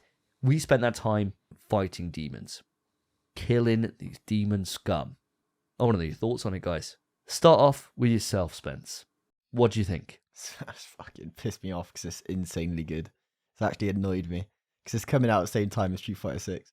And I'm devoted to Street Fighter 6. I've said it's Game of the Year already. That beta was Game of the Year. Full game's going to be better. Now, Diablo fucking 4 is there too. That's a time sink as well. Fuck me. It's so good. It's literally just Diablo 3 but more. And that's, well, other than they got rid of my favourite class, the monk. If the monk comes back in DLC, it's huge. But as it stands, Diablo 4, today, you guys didn't come on today, but before I even booted RE4 today, I thought, I'm going to get back into Diablo. And I played like another 2 hours of Diablo. I'm level 18 now. Jesus. Yeah, it was great. It was great. So fun. Such a good game. I'm pissed off. It's another 60 quid or 70 quid gone. So, a raving review from Spencer Davis. What about yourself, Mr. Hoy? You're more of the Diablo 2 school of Diablo compared to mine, Spence, being Diablo 3. How did Diablo 4 sit with you? Yes, very much enjoyed Diablo 2 back in the day, being the imbuner. In the early days of the internet where I'd take your items, imbue them, or say I'd imbue them and just log off and you lose your best item. Yes, I was a prick back in the day. I don't know if a lot has changed, but that's by the by. Diablo was an incredible experience. Now, we've talked a lot about betas on this show, and we've ranted and raved about poor execution.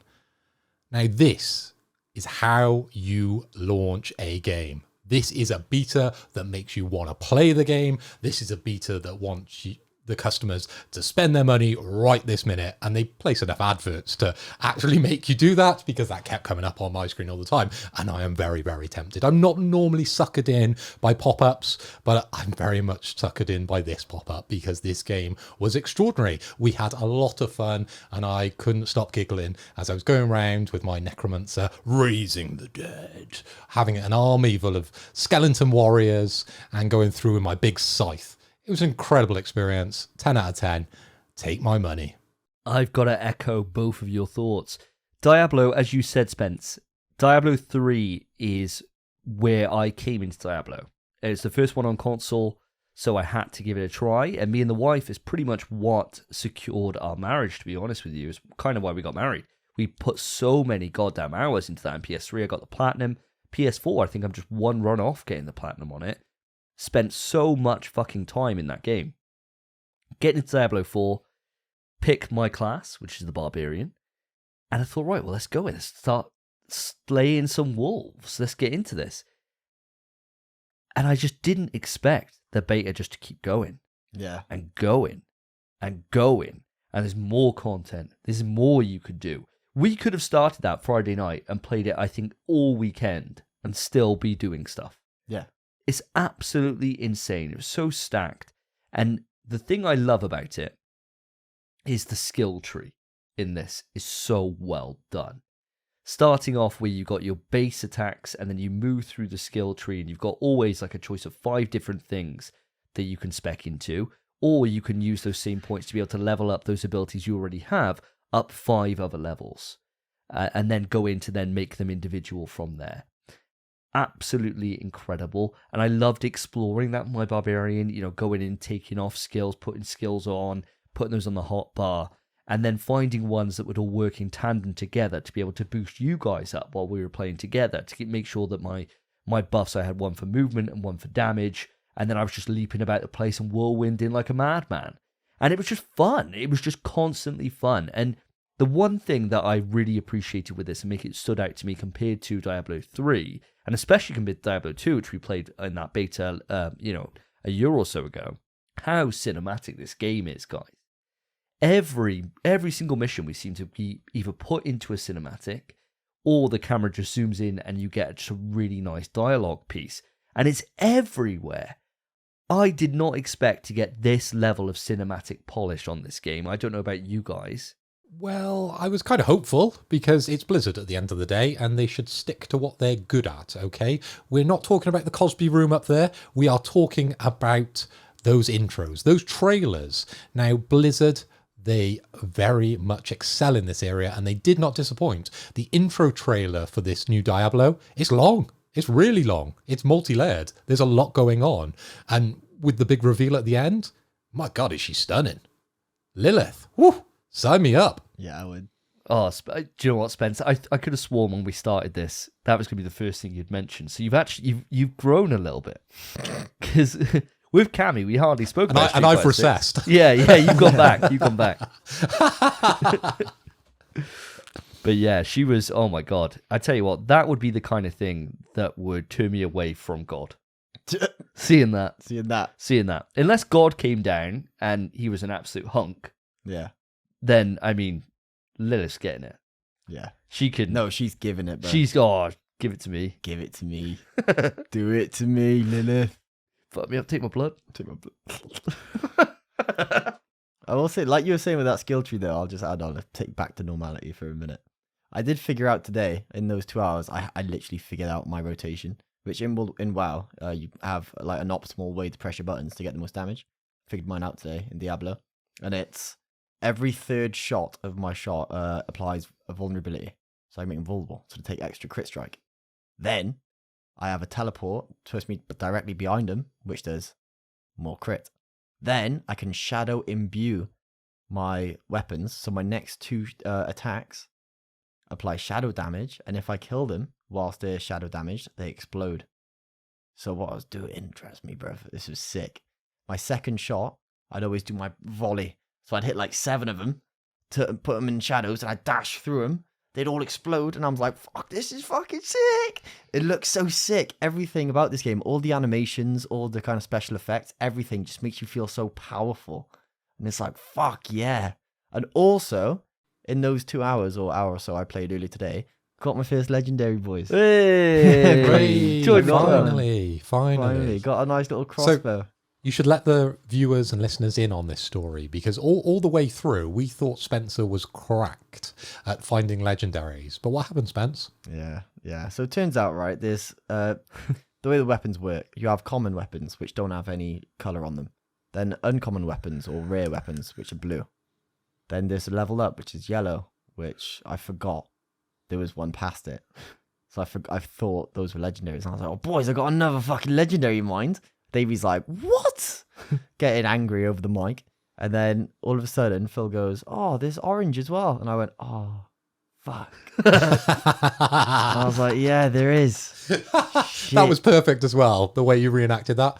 Oh. Yeah. Well, I remember just because I'd already had a couple of legendaries drop. And so I was just like, oh, okay, yeah, I'm pretty lucky. I've had 2 already, like an hour or so in.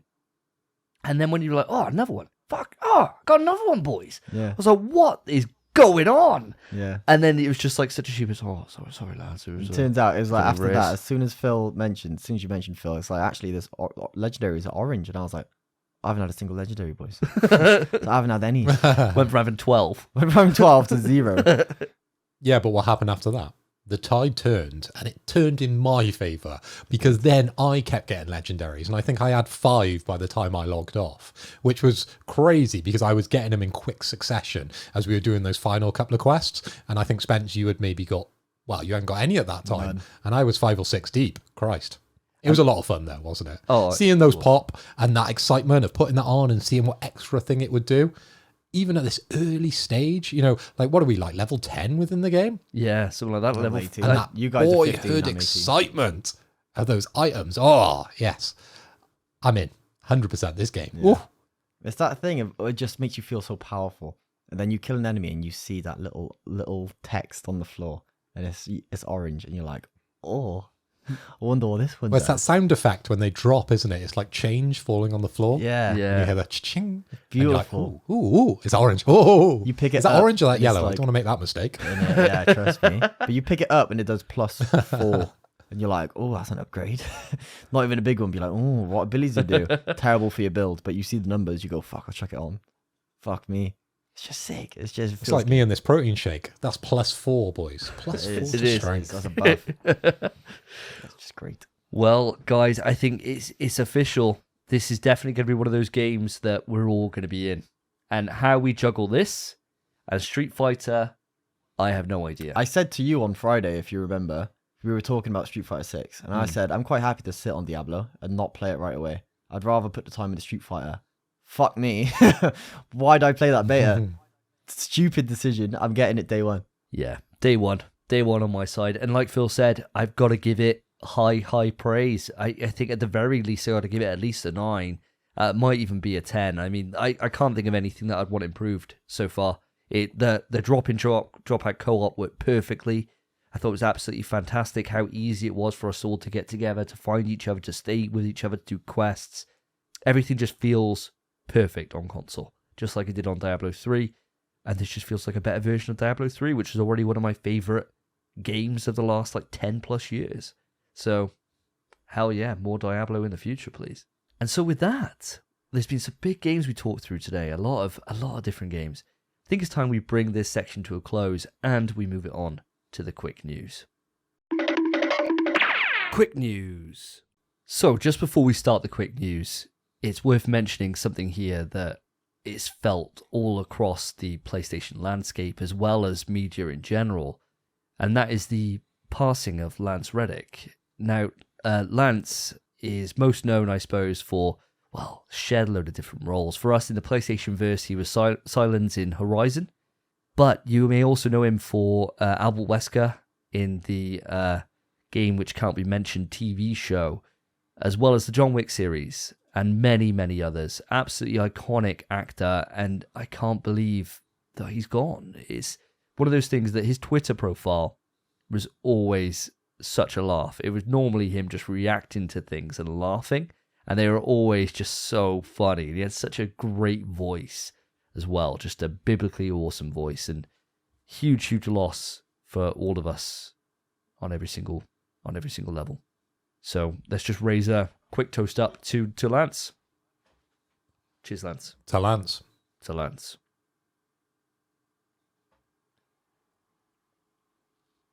Now with that somber bit of news out the way, Phil, I'm going to pass it over to you, as you always do, the quick news stuff. What are we in for today? Thanks, my dude. And we are on to quick news. We're going to continue what we've been doing the last couple of episodes with Impossible Karaoke. So the way it goes is that we nominate a song and then we flip reverse that song with some kind of stipulation, okay? So the way it's going to go, I'm going to say, Davey, here's your song. Spencer, you're going to come in and augment that slightly. We up for that, boys? Always. I suppose so. All right, Davey, your first song. And I know you are a big fan. You grew up on the streets. And you're fit, but you know it. Okay, I know that song. How are you mixing this, mate? Bit of something you never want to think of as fit. Do it like a toddler. Do it like a toddler. We've had a lot of toddler impressions that seem to. We've done do the toddler right. many times. Yeah, but what? Man. I'm running out, boys. It's either that or offensive Really? accents. Oh, there's so many. Well, if you want the toddler, toddler I can come. don't want a toddler, but you have to. What I'll do is I'll do a different take on the toddler. We always do the toddler can't remember the words. Now I don't know the words for the streets very well, but I'll do it as best as I can. But I'll shoot in a really high pitched voice. Does that do it for you? Yeah, I suppose so. Is that okay for you? It's fine, yeah. All right. I don't want to get marked down with someone saying it's not actually a toddler. You just did a high voice. Well, We're covering my bases here, okay? You up for that, Phil? Does that pass your line, or do I just do the one that always seems to get good marks, and I just do the same impression I've done 3 times before? Well, I don't want this topic to be, static with doing the same impressions every time. So I think you should, flip it up a little bit. Let's see something new. Let's have some new flavour. All right. I think you are really fit. You're fit, but my gosh, don't you know it? Dolphins heard It's like that. a choir boy. It was. That's what I was going for. every dog You're in the vicinity quick. just went. Yeah, they did, yeah. Quick news. Suicide Squad. Kill the Justice League. We ripped the living shit into this game a couple of episodes ago.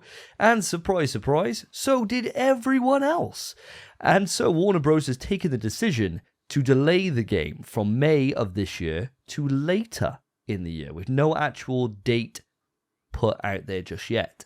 Now, this was due to the poor reception from every single person after it was shown in the State of Play last month.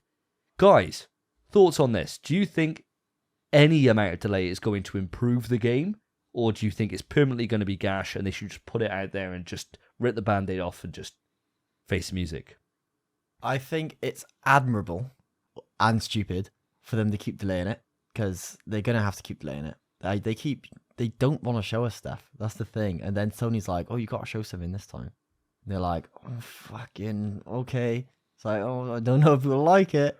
And then they check it out anyway because they have to. And then guess what? No one fucking likes it. I think, yeah, just chuck it out. At this point, just get it in the open and let people just fucking ignore it. It's done. It wasn't a good idea. You should have cancelled it 2 weeks into development. I don't understand why it's come this far.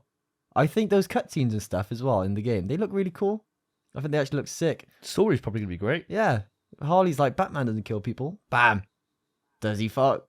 Yes, he does. I think it looks cool, but then the gameplay looks fucking terrible.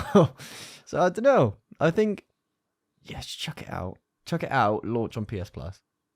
Fucking, that's the best you're going to do in terms of making money. Get a deal with Sony. Fair enough. What about yourself, Mr. Hoy? Where are you coming down on this one? Well, Davey, I'm a little bit sad. Sad about this game, really, because none of us really want to see games fail. And we've been kind of predicting this one from the start, that it was on a downward trajectory, really. And unfortunately, we've been right on this one. We're not right about a lot of things on this podcast, but we've been right about this game. But to keep delaying it because of the poor reception from fans, personally, I think that's a good thing. That they're willing to change it. They're willing to listen to their customer base and put things in there that maybe we weren't expecting, or change the combat slightly to be more favorable to like games that we know. I think they've tried to do something a little bit different here. They've picked out a couple of characters which possibly aren't the most famous, aren't on everyone's bedroom wall. Okay, you've got Harley Quinn, but I don't know anyone that's got the bloody shark on their wall or the guy with the boomerang. I don't know. Maybe you have. If you have, write into the show. Tell me you're a huge fan of that character. But ultimately, they're playing with a duff hand, aren't they? They've got a couple of good characters that people like. I think lean into them. Lean into them more than those other characters within the Suicide Squad and just boost that up a bit. Try and get the hype around Harley Quinn. Definitely. Especially with the new Joker film that's just come out. I know this is a little bit of a segue, but have you seen the screenshots for the new Joker, guys? I have, yeah. Lady Gaga. Lady Gaga. Gaga for Gaga, mate. Gaga. Gaga. Goo goo gaga. Turned into a baby. Is she nice? Right, yeah. I gotta say, guys, I think you're both. I think you're both onto something. I don't think the fact that it's Suicide Squad is the bad hand here, though. I don't think that's the bad hand at all. I think the issue is, right, when you've got a studio with such renown as Rocksteady. I don't want to labor the point because I always seem to go back to this, but when you've got a studio like them who have not missed, they just have not missed. They've done 3 incredible Batman games, some of the best superhero games of all time. And you take it away and you not only make it co-op, which changes everything, right? But then you focus it around a game as a service model. That's the fuck up here. And I don't think any amount of delays will be able to save this from itself because the game has been designed around this whole fucking looter-shooter bollocks. If they went back and they said, right, well, there's none of that now, it's just a co-op experience. Maybe. You can't undo the amount of work and the amount of systems that are built around this live service. You just can't. No matter what delay they do, I honestly don't think it will have enough impact to warrant even being a delay. You know, you can make it look prettier. Cool. You can maybe change the Bane gas so it's not a fart and it's something else. But ultimately, the gameplay is going to be the same as it is. It's going to be a live service bollocks game that nobody wants. And that's the issue. You can't change that now. Unless you went back to the drawing board and you threw away all that money, and God knows how much they've spent on that so far.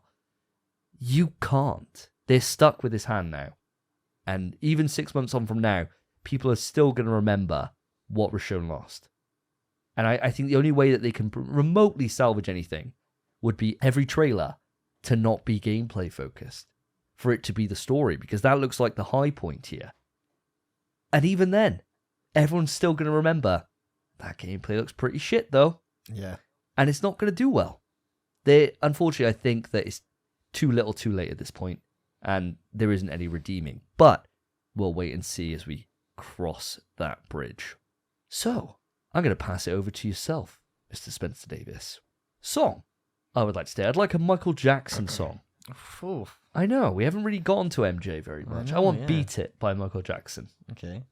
I want you to do the impression as if you are an aeroplane. All right, calm. Don't know the words too well, but yeah. Oh my God, mate! Just beat it. This is insane, bro. I tried to think of something that literally, like, everyone and their mother knows, and we're going to Beat It. And I was never a big MJ fan, mate. oh, what the hell? I should have just picked Borderlands song again. To be fair, I'd love that. Ready? Let me get closer. What? This was Beat definitely it, for the visuals. beat it, beat it, beat it. No, I don't know what has to be defeated. What do you say? No, well, just go for it, mate. You're not Rocky, you're not some fucker. It doesn't matter who's wrong or right, just beat it. Yeah, I didn't know any of those words. What sound does a plane make? I don't know. My ears are popped the whole time. How am I supposed to know? Come on, like a kid.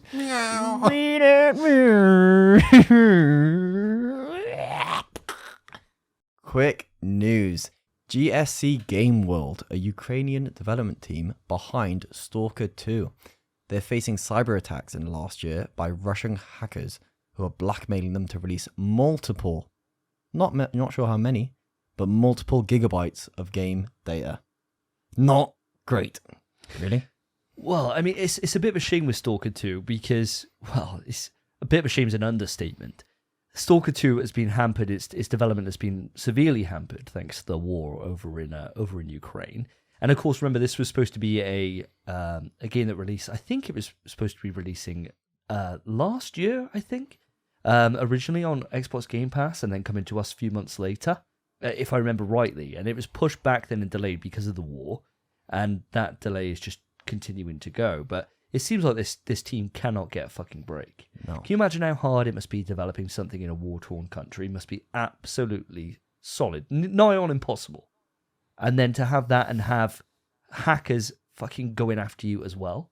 Absolute bullshit. My heart goes out to this team. I can't believe what they must be going through. It must be awful.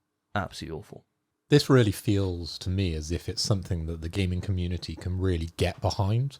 Regardless if the game is good or bad, I feel like people should be supporting these type of companies, especially the ones out in Ukraine that are trying to put out video games, which we all love, and voting with their wallets on this one and just supporting the guys. So if there's any way of, getting their games early, just buy them up. That would be a good way to support those guys over there.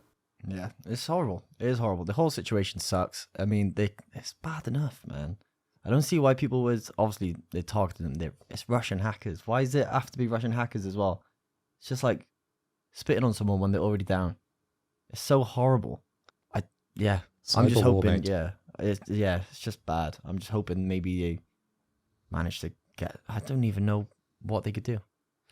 I suppose the thing about it is that, like Phil said, the best thing we can do is when this game comes out, Stalker 2, obviously it's going to be an Xbox thing straight away. But I think probably the best thing we can do is get someone like, I don't know, Potato Chief or someone like that on, talk about the game, even though we're not getting it for a few months, and just give it a little bit of airtime. And hopefully the team will be able to pull some magic together and get this game in a good state. Even if it's not, I think sometimes we do have to have a look at ourselves and think, right, well, is there any way that we can support this? Even if it's a case that we don't give them a game sale, there might be a way that we could be able to, reach out to doing like a developer stream or something like that, maybe donate on that, whatever it is. I suppose just look out and see if there's ways that we can support them, because I can't, we all talk about, we spent a lot of time talking about, workplace issues in Bethesda and stuff like that in the past. This is a fucking workplace issue. They're in a fucking war. Yeah. And still trying to get together and put out a game. Absolutely insane. I think for all the Xbox audience, if we have any, if there's any game that you're going to buy rather than play on Game Pass, let it be this one. Yeah. 100%. This is the one that they need the support. Yeah. I think that's a great show. It just shows that when you love games, war can't even stand in the way. They're still making this game. Yeah. It's incredible. And commitment. It's really awe-inspiring. Really is. Is that quite sad news? Gone. Let's move on. Bring up the vibes a bit, boys. Maybe? I know. It's been a bit of a somber episode. It has been far. a very somber episode. A lot of, come on. Let's do this. It's sad. my impression anyway. What have you got for me? All right, for yourself, Mr. Philip Hoy. I'm not sure if you're allowed to sing this, but I'm going to give it to you anyway. I want Just Can't Wait to Be King. He's allowed. He's allowed? He's allowed. I mean, you're... I'm allowed. I'm allowed. Yeah, yeah. Because he won't be... King of what, though? It could be king of anything. Yeah. King, mate. He's still a king. Yeah, I'll allow it. I'm not going to punish him for this. I'd like you to do it as Mr. Blobby.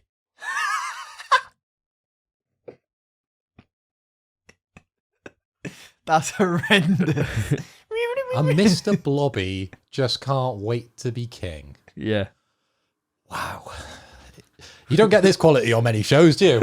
That is a hard impression. He's only got two things he says. It's just, well, one thing he says, but it's just different levels. Blobby, blobby, blobby. No, he also goes like... Blobby. For our international audience, you want to have a clue who Mr. Blobby is? Just go and look up Mr. He's a Blobby. thing of nightmares. He is the kind of thing that haunts kids. Yeah. And when I was a kid, in a place called Cricket St. Thomas, right, they had Blobby World. I don't know if it still exists, Blobby World. And it was fucking terrifying. And my parents took me and my sister. My sister must have only been 4. And she there's the best family picture ever. It's my sister with a Mr. Blobby mask on. It's fucking amazing. I'll see if I can find it and I'll put it up on screen now. It is class. And you will bear witness to Blobby's form. It's amazing. What a character. So this one's going out to Davey's sister. Mr. Blobby cannot wait to be king. Blobby, blobby, blobby, blobby! Blobby, blobby, blobby, blobby, blobby, blobby, and blobby, blobby, blobby, blobby, blobby. Quick news. The voice actor for Venom in Insomniac's game Spider-Man 2 has said that the game appears to be launching, guess when? In September, with a massive publicity push for the game in August. Now guys, do we believe him? Because I know these voice actors, they're going to hear the chat around the office, but I work in marketing and things change by a day-to-day basis. So what are we saying, guys? Are we going to be seeing some Venom action in August? I think, as a voice actor, if I were one, if you're going to leak the date on any game, I would never do it to a Marvel game. That's terrifying grounds. I would never dare. If he's done this, and he's right, I mean, they always get leaked anyway. Everything about Marvel gets leaked. Tom Holland's on the cast. That's just, you have to have some massive testicles to say that, I think. And fuck, I hope he's right. I hope he's right. 'Cause that'd be sick. Nice little September release. Last game was Christmas, a few months back. Jeez. Because they've said nothing about this game, though. This is the first leak, to my knowledge, anyway. And normally we're pretty clued up on this podcast. Of course, we've got Wikipedia on my second monitor. But I've not seen anything on this game, apart from that kind of Venom poster that we've seen. There's not a lot out there. So for someone to come along and kind of blow his load and tell people these dates, it's pretty shocking, really. Dave, are you picking up on this? Are you believing it? Believing it. I'm not sure. I thought, honestly, the first time we'll see this will be at the Game Awards. Not Game Awards, we'll walk it back, dial it back. Summer Game Fest. And that's normally June. Yeah. So I thought that's when we'd see it for sure. 100%. This year, coming out, that's what they've always spoke about. They said it's definitely this year. I didn't expect it to be September. I didn't expect it to be September at all. It kind of makes sense. Now I'm thinking about it, because you want to step out of the way if we actually are having a COD this year. You want to step out of the way of that. I mean, Phil, do me the honour. Can you pull up the games that are coming out this year with their release dates? I don't have a fucking clue. Nothing else to do, so that's all ask Google. What have we got around the September-October release window at the moment? Okay. September, we have Rune Factory 3 Special. We have Starfield. We have Ruby 24. We have RoboCop Rogue City. Looks sick. And in October, we have Sword Art Online, The Last Collection. So absolutely nothing. Yeah, wow. So far. So really, this whole thing is pitting to go up against Starfield and try and take some of the buzz out of Starfield then. You'd think so. However, is Starfield releasing in September? No.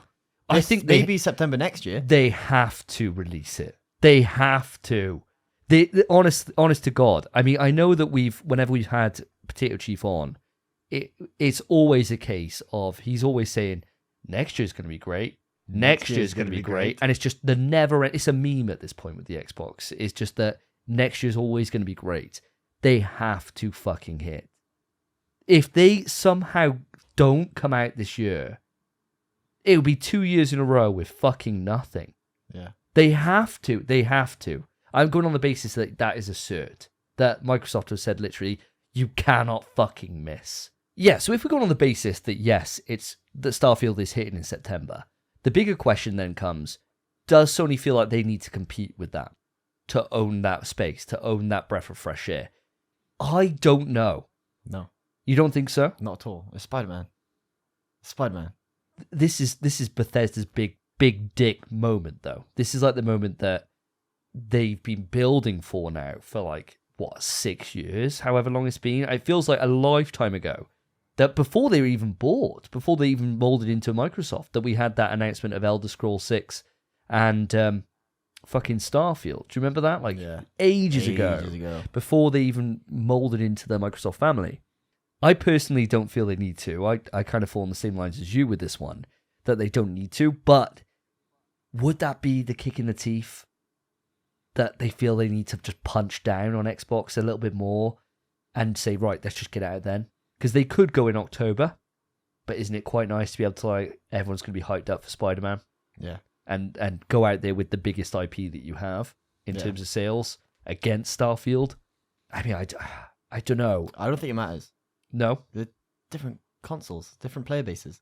Everyone who's going to play Starfield is going to play Starfield. Everyone's going to play Spider-Man is going to play Spider-Man. Which player base is bigger? Fucking PlayStation, way bigger. It's going to win a landslide. And also, Bethesda. It's Bethesda, man. Their last release was Fallout 76. Shit game. Yeah. I have no faith in Starfield whatsoever. If it is, I hope it's good. Sincerely, because you guys need something. I hope it's good. But is it going to be Spider-Man 2? No. Not a chance in hell. I personally don't think it's a PlayStation Xbox thing here. I just think it's a PlayStation thing. There's nothing else on PlayStation launching in that time of note. There's an open window there where Sony can grab all the game sales, so why not? Just put it there. Yeah. Yeah. I don't think it's even on the radar. They're both exclusives. Starfield. They're both exclusives. Doesn't matter to Sony. Can't compete. I think it's a good point. I think you're just pandering towards the fanboys there, Davey, with that question more than Do you anything. think? Yeah. I think so. Yeah. You're just stoking the fire, just stirring it up. You've already a little mentioned Potato Chief's name a couple of times. I feel like he's going to be on the podcast relatively soon. So you're here stirring that pot, ready for when he comes on, because he'd be red. His steam will be coming out his ears. He'd be ready to take you on in a conversation. That's what you've done. Sony don't care. Sony ain't give a fuck. I mean, it's an interesting one to think about. Personally, I'm going to go for it being October, and that this isn't right. I don't think it's right. I think it's actually going to be shown in June in Summer Game Fest, and then I think out in October. I think that makes sense to me. I can see it in September, but yeah, I'm gonna go with my gut. I'm gonna go with October. We all know how good my gut is. I'm wrong on these every single fucking time. But what are you saying then, Spence? You reckon that's true then with that date? I think it's true. I don't know about August being... Well, I'd hope we see something before August. But it won't be Summer Games Fest. Not a chance. No? No. Not a chance in hell. Spider-Man 2? No chance. They'll have a showcase. There's no way the first thing they show of Spider-Man 2 is Summer Games Fest. Not with Spider-Man. Okay. What about yourself, Mr. Hoy? I want it now. I don't care what this guy's saying. Bring me it right now.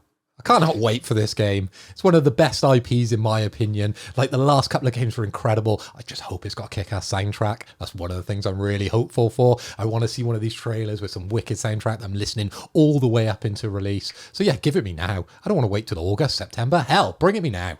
Well, there you have it. Listeners, I'd love to know your thoughts on this one. Do you reckon this is true? And if you do, why then? Is it to compete like I'm thinking? Or is it like Phil and Spence saying, they don't give a fuck, and they just put it out because it's a good date? Let me know. Write into the email, pswetrust@gmail.com. Reach out to us on Twitter, @InPSWeTrust, or reach out to any of our individual Twitters. All will be in the description. So, Davey, for your next song, I want you to smack that as if you're Akon and Eminem. Okay. I'd like to hear it as I'm going to go complete 180 from the last. It's mad you just pulled up the lyrics. But as I'm going to go complete 180 from the last one I gave you. I want to hear it as a decrepit 102-year-old woman. A woman as well. Yeah. 'Cause you know how elderly people kind of like can hardly speak? Yeah. Like that. Okay. I want to do the intro, like the intro part of it, but if I do that, it's going to be the entire thing. We're just like, shady, convict. Convict. I see you creeping, I could see it in my shadow. I wanna jump up in my Lamborghini auto. Wanna go to my place, just kick it like Tabo, and possibly bend you over and watch me smack that, roll on the floor, smack that, give me some more, smack that, oh, till you get sore, smack that, ooh. It's good at the end. It's clapped at the end. Thank you. Quick news, and the No Shit Sherlock Award goes to... Ooh. What? Arcane! Arcane, as you all know, are working on Redfall, which is the vampire FPS game coming to Xbox exclusive.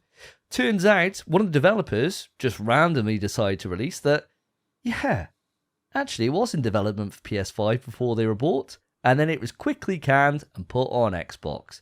Now, what's weird about this, that this even getting out, is because we've had the ongoing, seemingly never-ending war over the acquisition of Activision for Xbox. So I did find it quite strange that this news even got out there in the first place. But this has also then kicked up a load of shit on Twitter from the fanboys on both sides. And I want to know how you guys feel about this. We haven't really covered the game very much. We don't have to go into that to any real extent. Unless you want to, of course. But I'm more wondering your thoughts on this game being cancelled for PS5, being put on Xbox exclusively. Mr. Hoy, kick it off with you. Well, Davey, if you remember, and you don't, I actually put this down as a bit of an honourable mention, I believe, in one of our Shag Mario Voids. I think it was one of those games that I thought, actually, there's something there. There's something a little bit interesting. And I think you both laughed me off the stage with this one. So, once again, you're probably quite valid, because it doesn't look like we're getting it on PS5, does it? It does not. It looks like Xbox are going to be greeted with some vampires. So good luck to you boys. Enjoy that game. Because ultimately, I don't really feel like it was for us. I feel like it was just something that sparked a little bit of interest, but not enough for us really to be that bothered about it. I'm not crying about it. Are you? No, not at all. I mean, I love Arcane. Arcane are a studio that I've adored for a long time. I've been huge fans of Dishonored 2, which they of course did. And this Redfall looks interesting. You know, it's Left 4 Dead with vampires rather than zombies. Fun. And the previews have come out. They're quite mixed. Some people really loving it, some people hating it. But it was interesting at the very least. As soon as the deal went through with Bethesda, and this obviously formed part of that, we went into a big discussion at the time in terms of what would happen when it came to different franchises. And the only thing I cared about then, and the only thing I care about now, is existing franchises continuing on PlayStation. I don't give a fuck about Redfall being exclusive, because I think that's fair game. It's a brand new IP. Why should they release it on PS5? So I was not upset with this at all. I was not surprised about it. If, however, we get a Dishonored 3 or we get Doom and they're exclusive, I will be fucking sad. I actually will be sad. But I think they're well within their rights to do this. And no spilled milk on my end. No, I mean, for me, I don't give a fuck. I don't give a shit about Redfall. I'd never even bat an eye at it. But the thing that I think I've seen Twitter up in arms about is just how Xbox has always portrayed themselves as the good guy. Really, where Sony's all exclusive, and Xbox has been saying gaming's for everyone.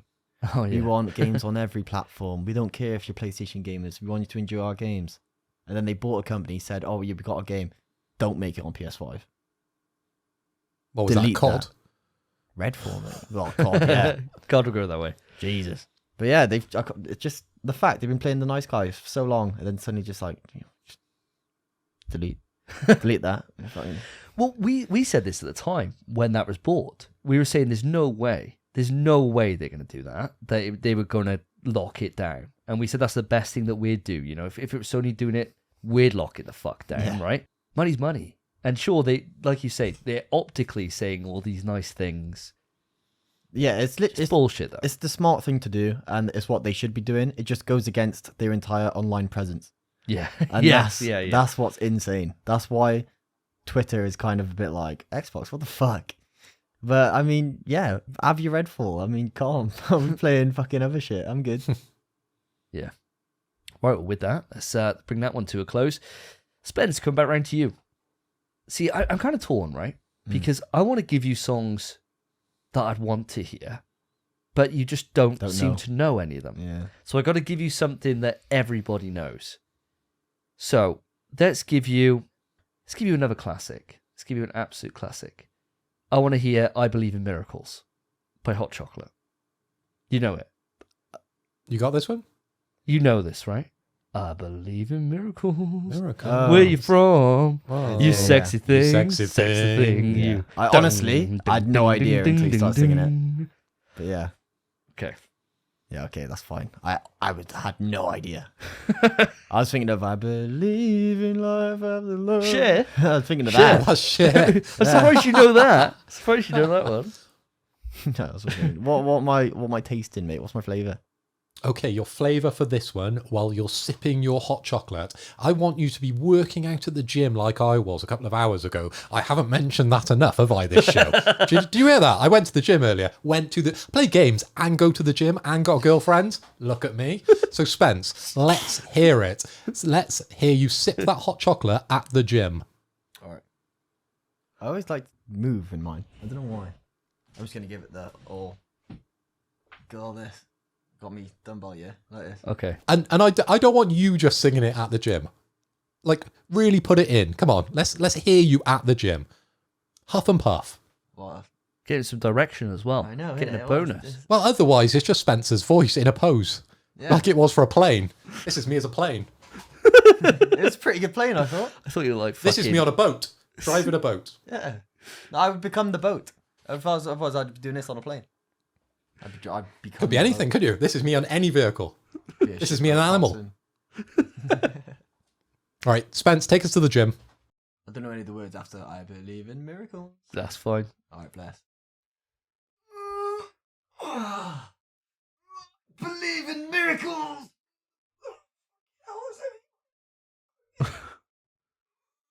I believe in miracles.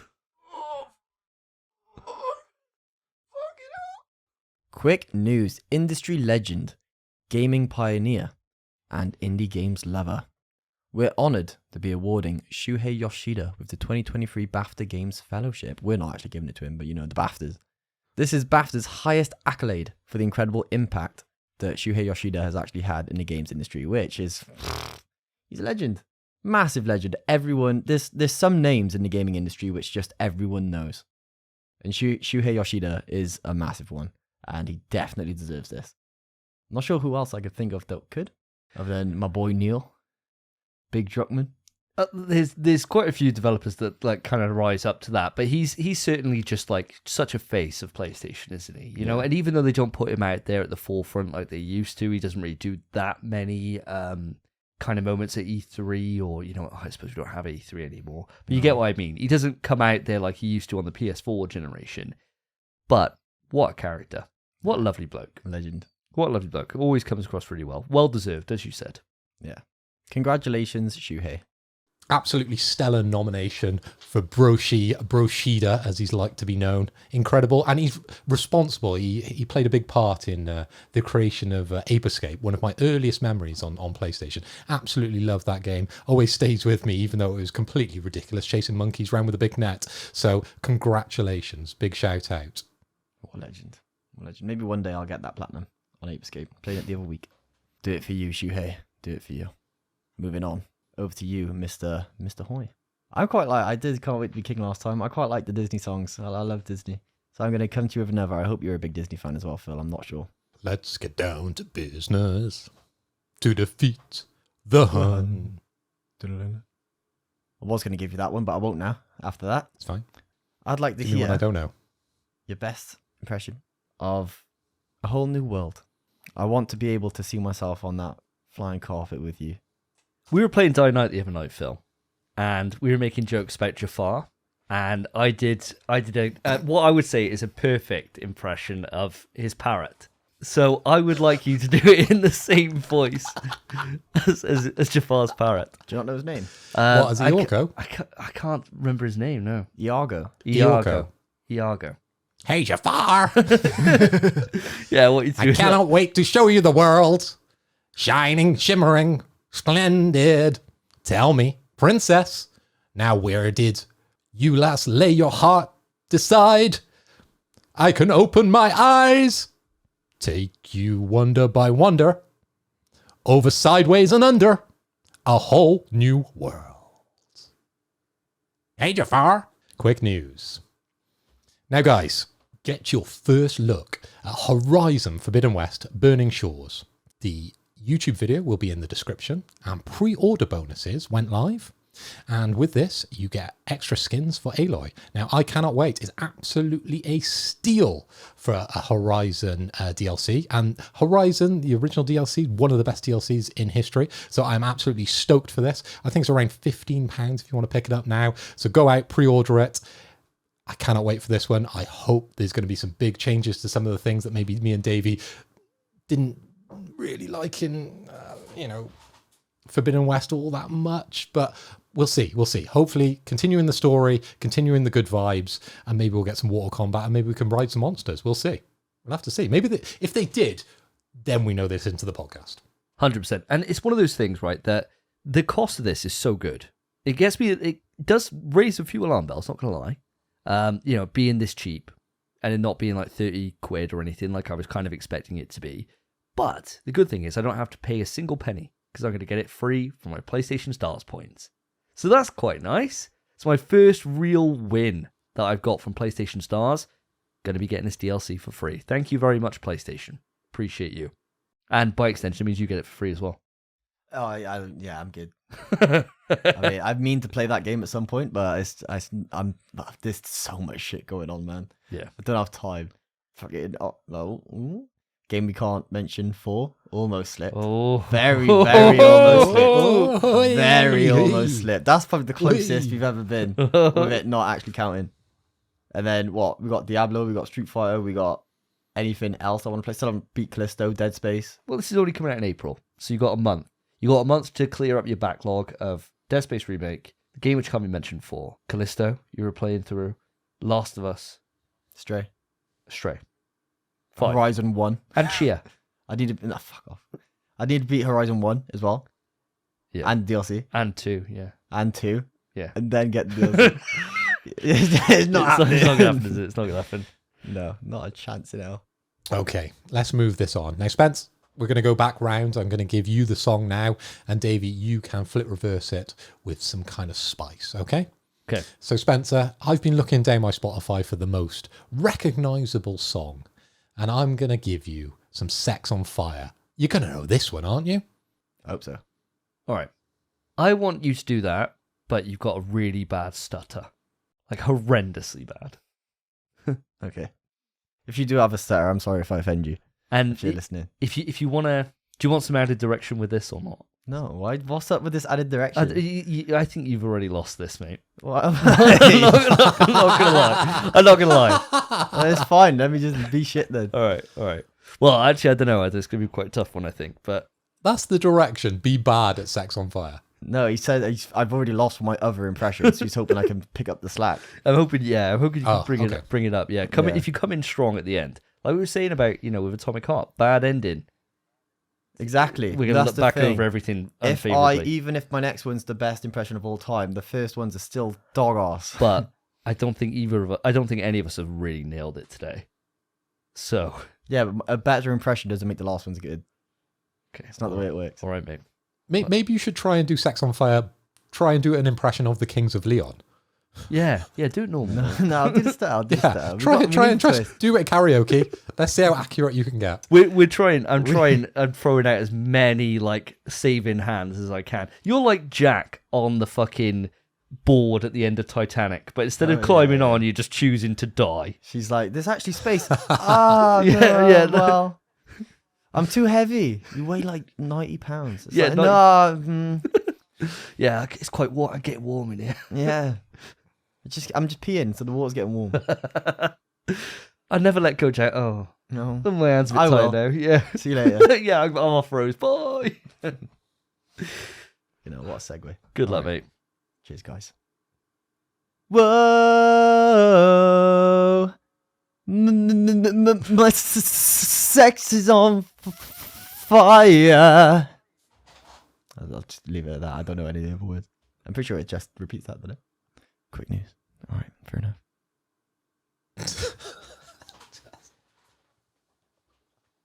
Quick news. It has been announced by Respawn Entertainment that an all-new studio is on the horizon. The third studio the developer has opened. It will be situated in Madison, Wisconsin, and it will enable the team at Respawn to support Apex Legends for a further 10 to 15 years. Jesus. Longevity mind. Longevity, and I gotta say, like, Respawn, what a studio. To go from this, to launch, we all are always saying how hard it is to get into their live service industry and to really get a game that just hits. And Apex, when that launched, was that for me.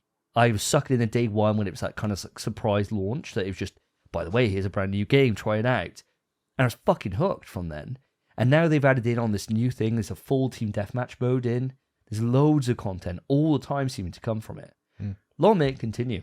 Great game, in my opinion. Long may it continue. And it's a thing where every now and again Will will message me and he say, just installed Apex again. And just when you think you've come out of it and you're escaped, you're back in there, baby. And I'm running down on Kings Canyon, killing people as Bloodhound. And fun times ensue. So long may it continue. I do find it extremely impressive that it's managed to not only survive, but do well enough for them to put this amount of time in when it's fighting alongside Warzone and Fortnite. Insane. I wouldn't think it'd have the legs to do it. But props to Respawn. Yeah, that's sick for them to actually have so much faith and support in this. Yeah. And they're making an absolute bank. Yeah. So that, that certainly helps. I suppose so. Moving swiftly on. Mr. Davis. We've never called you that before. I never had that on my podcast before. It's lovely, that. Yeah, it's a bit weird. Do you want to chuck in a first name as well? Or No, never. I've refused. Davey Davis. He is. My song for you, I'm on that bit of a Disney vibe tonight. Okay. I hope you're a bit of a Disney fan. I do like Disney. I understand you have child. Yes. He's not into Disney, though. That's a fault of your own. Really? Yeah. Which means I imagine you haven't seen Encanto. I have. Don't know the songs. No, I saw it on my own. Yeah. Yeah, I loved it. It's great. Yeah, I really enjoyed it. All right, then. If that's the case. Just went to the cinema on your own to watch Encanto? No, watched it on Disney Plus. Yeah. I was originally watching it with Cass, and then he found blocks just way more fun. So I was sitting there having a little cry, like an ugly little blub, and just really enjoyed it. Great film, yeah. All right, well, that aside, we heard a bit of Phil singing it earlier, so now I'll give it to you. Be a Man, Mulan. Okay. Do you not know it? It's my only Disney film I detest. You hate it? I hate Mulan. I'll do it. I'll do it. Just don't like it for some reason. Powerful women. That could be it, mate. It could be it. It could be something like that, yeah. he's figured it out. He's figured it out. Great. That was great. Dave's not going to keep that in the cut. Oh, I'll make a man out of you. That's what it's called. The chorus is, be a man, you must be swift as a coursing river. With all the force of a great typhoon. Okay. With all the strength of raging fire. I don't know this at all. Right. Okay. Right, yeah. That's it, yeah. So I've looked at the lyrics, listener, just full transparency. I don't know this. And the guys have just given me a rendition as well. And it's already gone. Cool. It's already gone. There's something about Mulan just doesn't sit with me. But let's see how we're going to twist this up, Phil. How are you giving it to me? Okay, well, I'm going to give you a bit of a blank slate on this one because I want you to do it as an alien. Now, an alien can sound like anything, really. Okay. But I want you to go traditional. I want you to go 80s alien. Not like the alien that's going to and implant you. I want the big-headed ones that come down and they glow and they're green. Apparently, they're the real thing. Okay. Good thing is I don't need to know the lyrics now. That's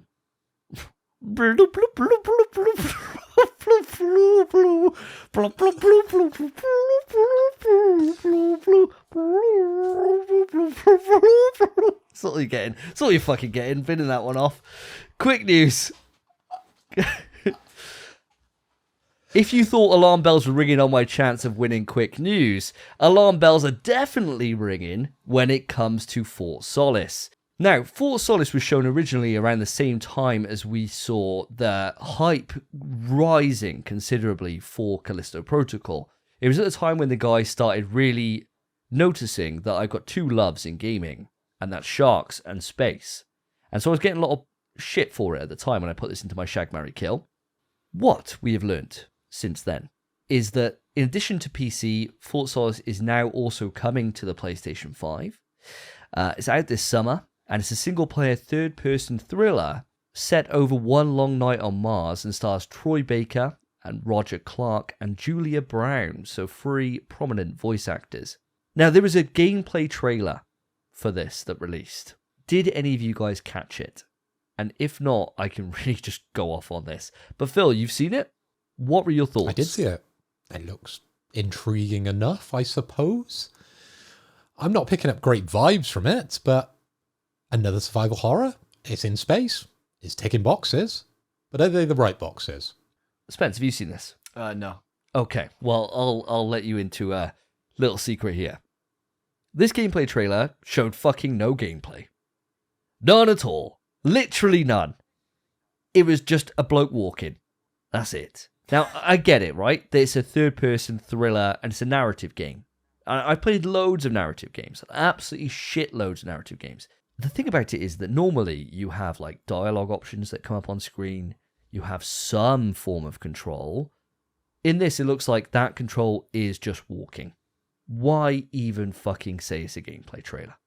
Why not give a little bit of the story away and just go from there? If it's a narrative game, that's what people are in for, is the story.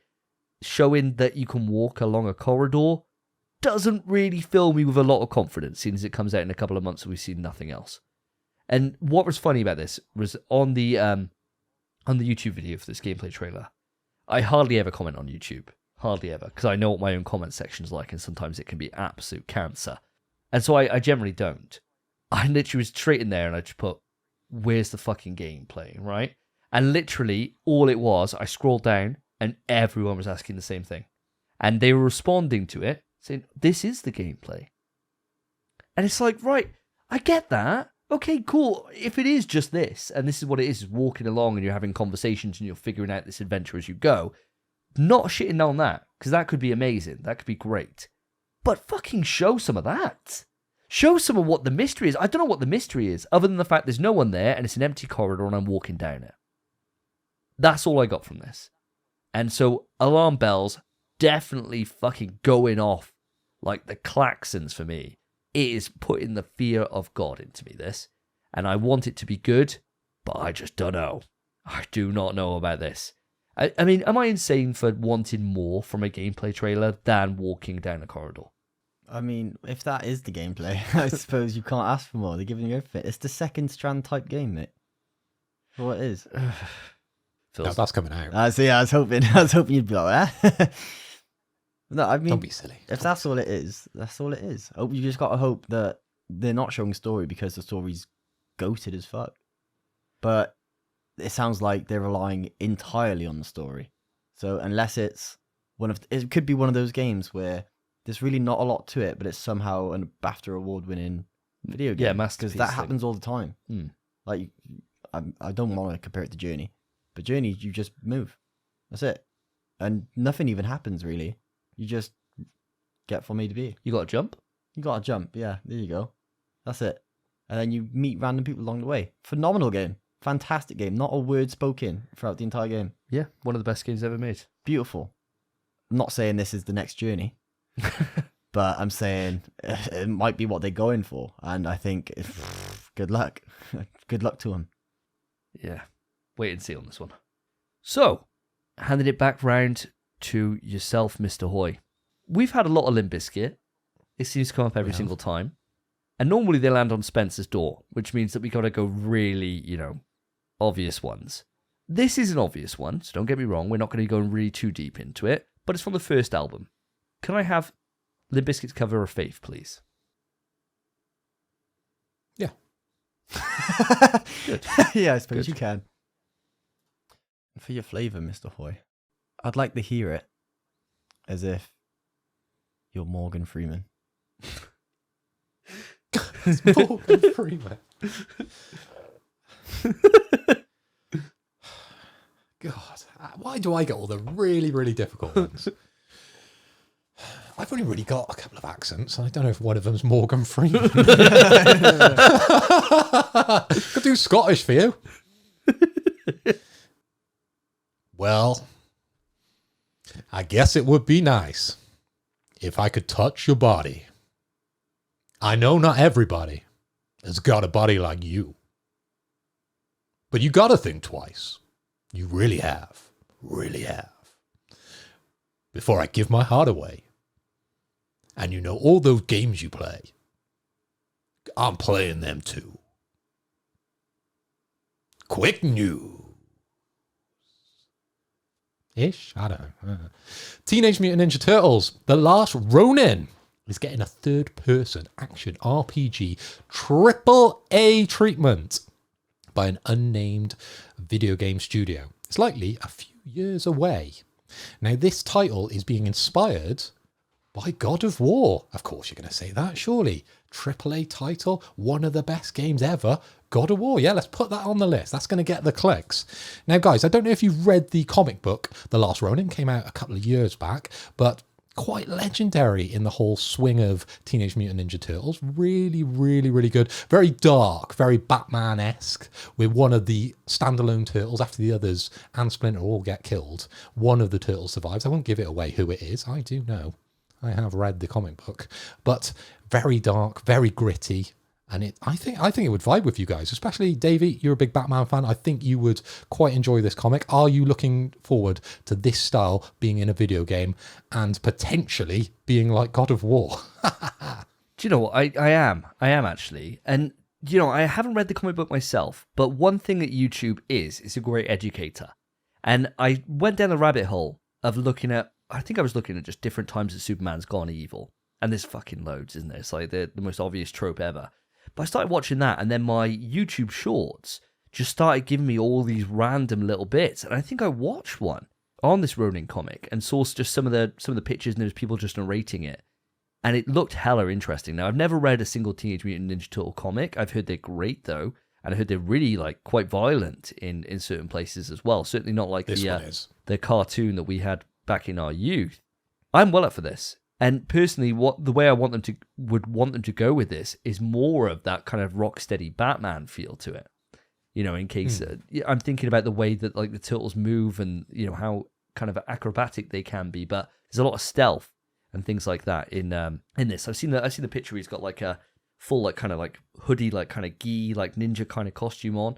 Looks sick. So yeah, I'd like it to go down that route more so the God of War, which is more of just running straight in and, you know, dealing damage to people. But hell, this is interesting, and it's certainly a good way to use the IP of the Turtles in a unique way that I've not seen before. And I'm all down for them trying new things with existing IP. Give it a go. And if I see some gameplay and it looks fun, hell yeah, well up for it.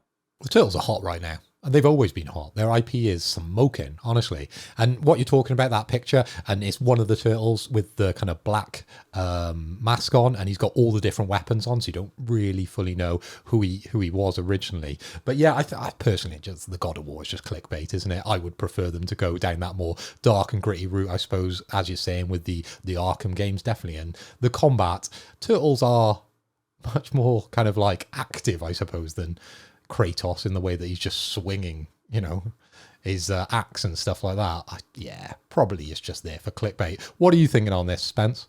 I mean, for me, I think it's sick.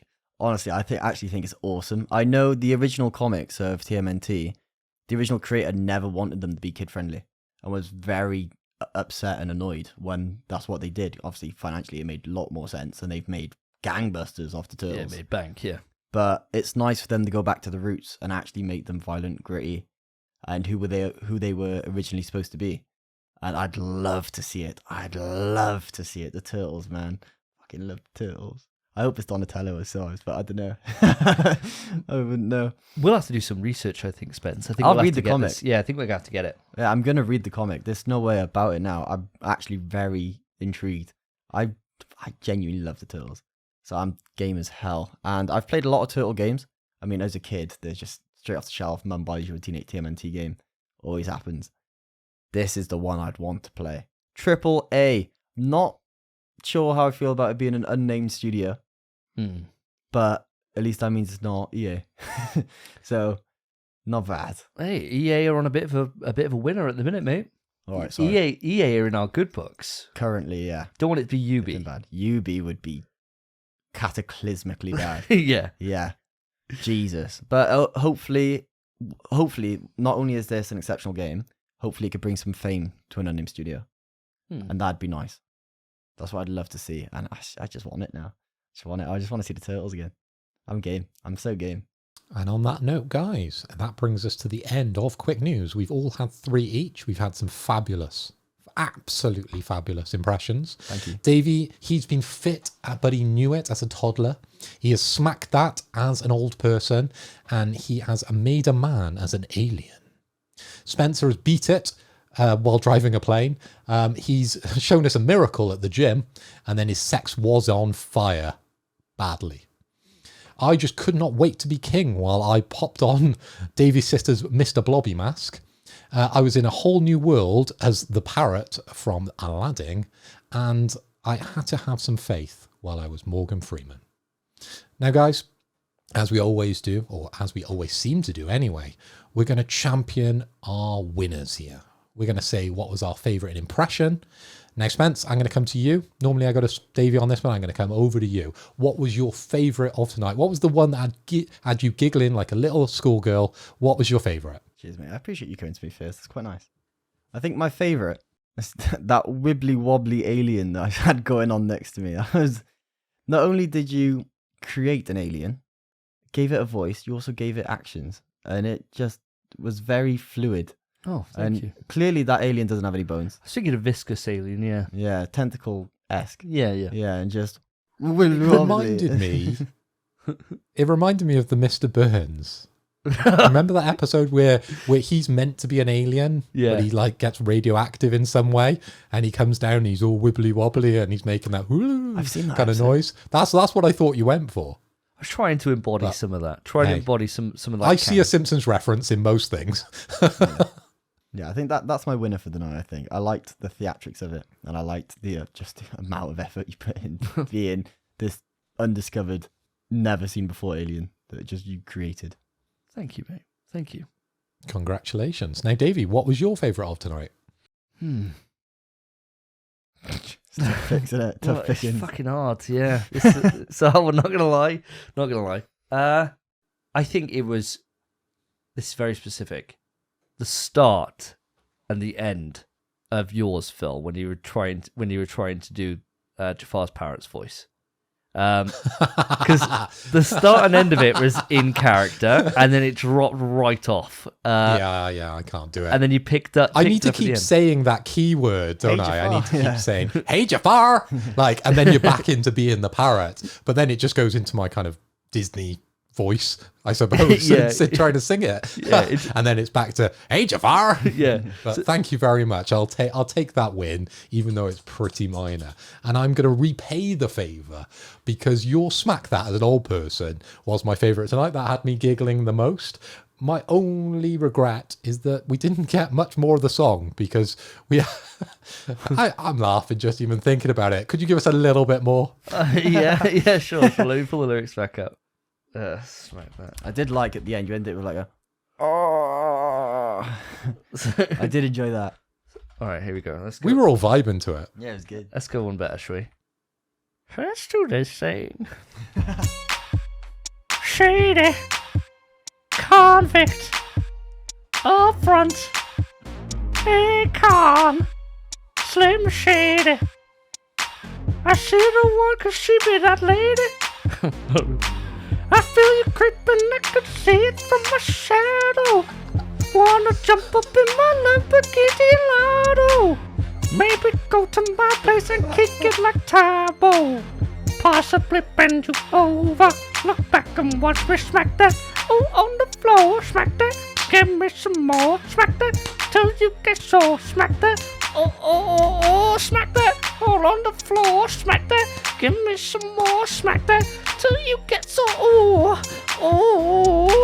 Upfront's now ready to attack now. Put it in the pocket lot slow with a lockdown. Convicts got the whole thing packed down. Step in the club, the wardrobe attack now. Feel it, let go on set now. Oh, I see it, don't let me back now. I'ma call her then, I'll put the Mac down on a pocket full of that now. There you go. There you go. Great. Yeah, I changed my winner. Oh, that was great.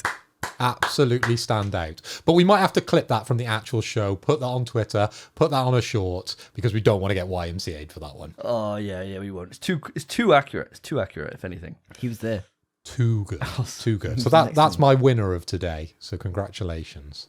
Thank so you. Davey, you are our winner of the episode. So you had Spence's vote and my vote. So congratulations. You win absolutely nothing. Thank you. Now let's go over to the losers. This is the bit where whoever gets voted the worst gets a shot for the big quiz. And that's only 5 episodes away. So it is coming very, very soon. So Spencer, you started with the best. Now start me with the worst. All right. Bit strange this, because my loser is your winner. Mm. It's that Hey Jafar. After the Hey Jafar, it's gone. It was gone. It was gone. And then at the end, he tried to just bring it back and went, Hey Jafar again. I thought it was so funny. But unfortunately, it still has to be a loser. Yeah, it wasn't good. The Hey It's Jafar. annoying because Davey was so spot on with this accent, and I was like, maybe you'll do this for quick news, because you absolutely nailed it on the PSN chat. Yeah, I did. We'll save that. We'll save that one for a Chuck it back future to you. episode, all right? Yeah. We'll save that for a future one. Yeah, the Hey Jafars you chucked out were really good. But when it was the actual song, it was gone. It fell apart. There was didn't no Iago ever. He was gone. Fair enough. I'll take the L on that one. I've had a W and an L, but it's only the L that matters. So, Davey, coming over to you, what was your worst? Okay. it? Right, well, there's You got actually 3 choices. there's a few contenders for this. There's a few contenders.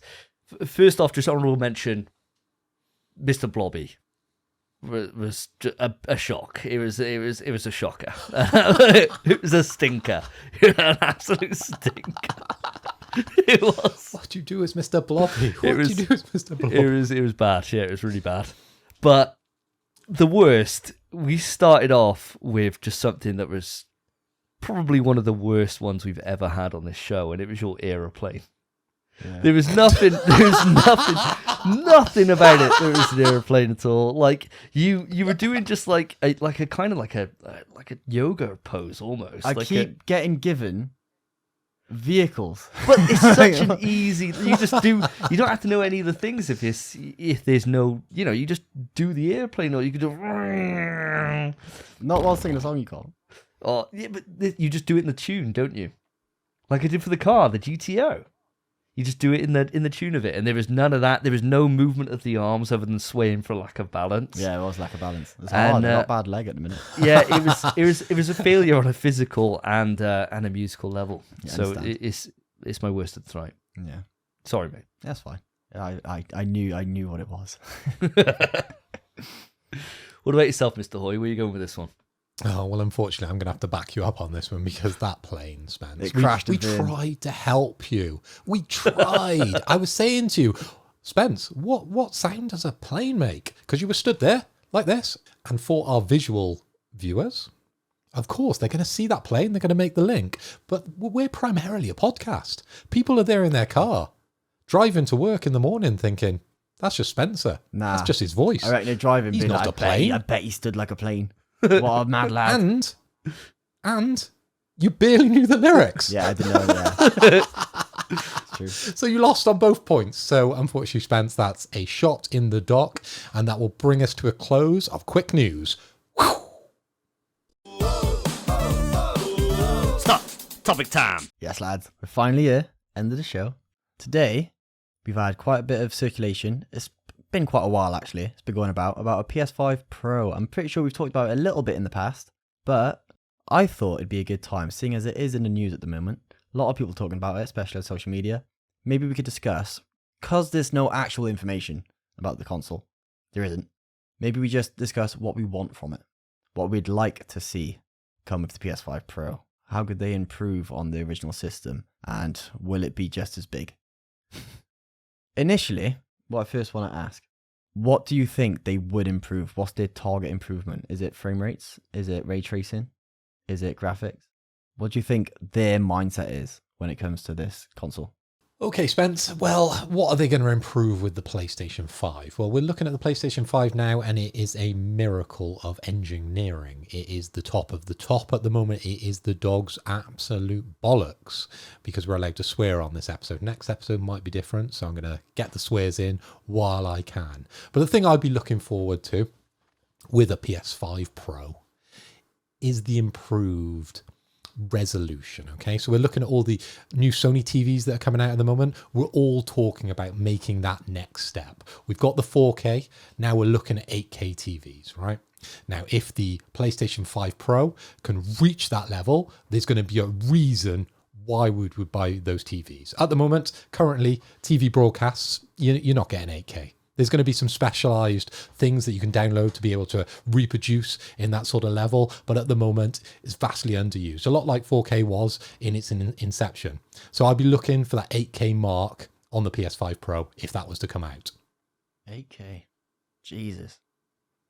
That seems like a massive leap, doesn't it? But really, it's kind of not. It feels like it's imminent. It's not at all. But yeah, it's imminent, but it's also just sounds huge. Dave, mate, what are you looking for? For me, parking 8K to the side, it would be just fully realizing the promise of what this generation was supposed to do. So this generation was supposed to be 60 across the board for everything, 4K. Very rare. That seems to happen. Very rare. And especially when you factor in ray tracing. Yeah.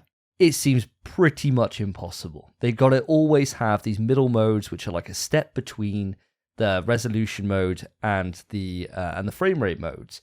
And I am one of those people that plays on resolution mode. That's what I enjoy. I'm there to have it look as pretty as it possibly can, to have these really detailed kind of vistas, to have these just these great puddles and these great pools of water and these volumetric fog and all this stuff. Just to be able to have it so there is no need for that. Now it's a case of it will be 60, 4K, full ray tracing. That's what a PS5 Pro needs to do. I don't think it needs to go up to that next level. If you think about the difference between a PS4 and the PS4 Pro, it was a case that the resolution was bumped, so it was hitting like 1440, and it was getting like the higher frame rates out of the two when it was playing like PS4 games. But it wasn't pushing up to that full 4K thing that we got here with PS5. So I don't think it needs to do that. I think it just needs to be able to just fully fix it. You want consistency? So I want consistency. I want it to be the best it can look with the best frame rates, with no substitutions, no dilution of what it could possibly be. But surely that's possible now. That's just down to the developers actually unlocking the full power of the PS5. The Pro is meant to knock it on a step, not just give you more of the same. I mean, judging by what we are now 2 years in, for no game to really do it to that level, I don't think it can. I think that the ray tracing is just too much for it. I don't think it can. Judging by what they cut corners everywhere, right? And you think about the first party. I mean, granted, and this is a big caveat, and you're probably right with this, Phil. As of right now, what first party games have we got that are fully PlayStation 5 exclusive? Ratchet, Returnal. Is that it? I really can't think of many if there's many more. GT isn't. God of War isn't. Horizon isn't. Yeah. You're spitting. Yeah. So there could well be that we get this year now. We're in what they call Sony 2.0. We're in phase 2. I fucking hate that they're calling everything by phases, like it's the MCU.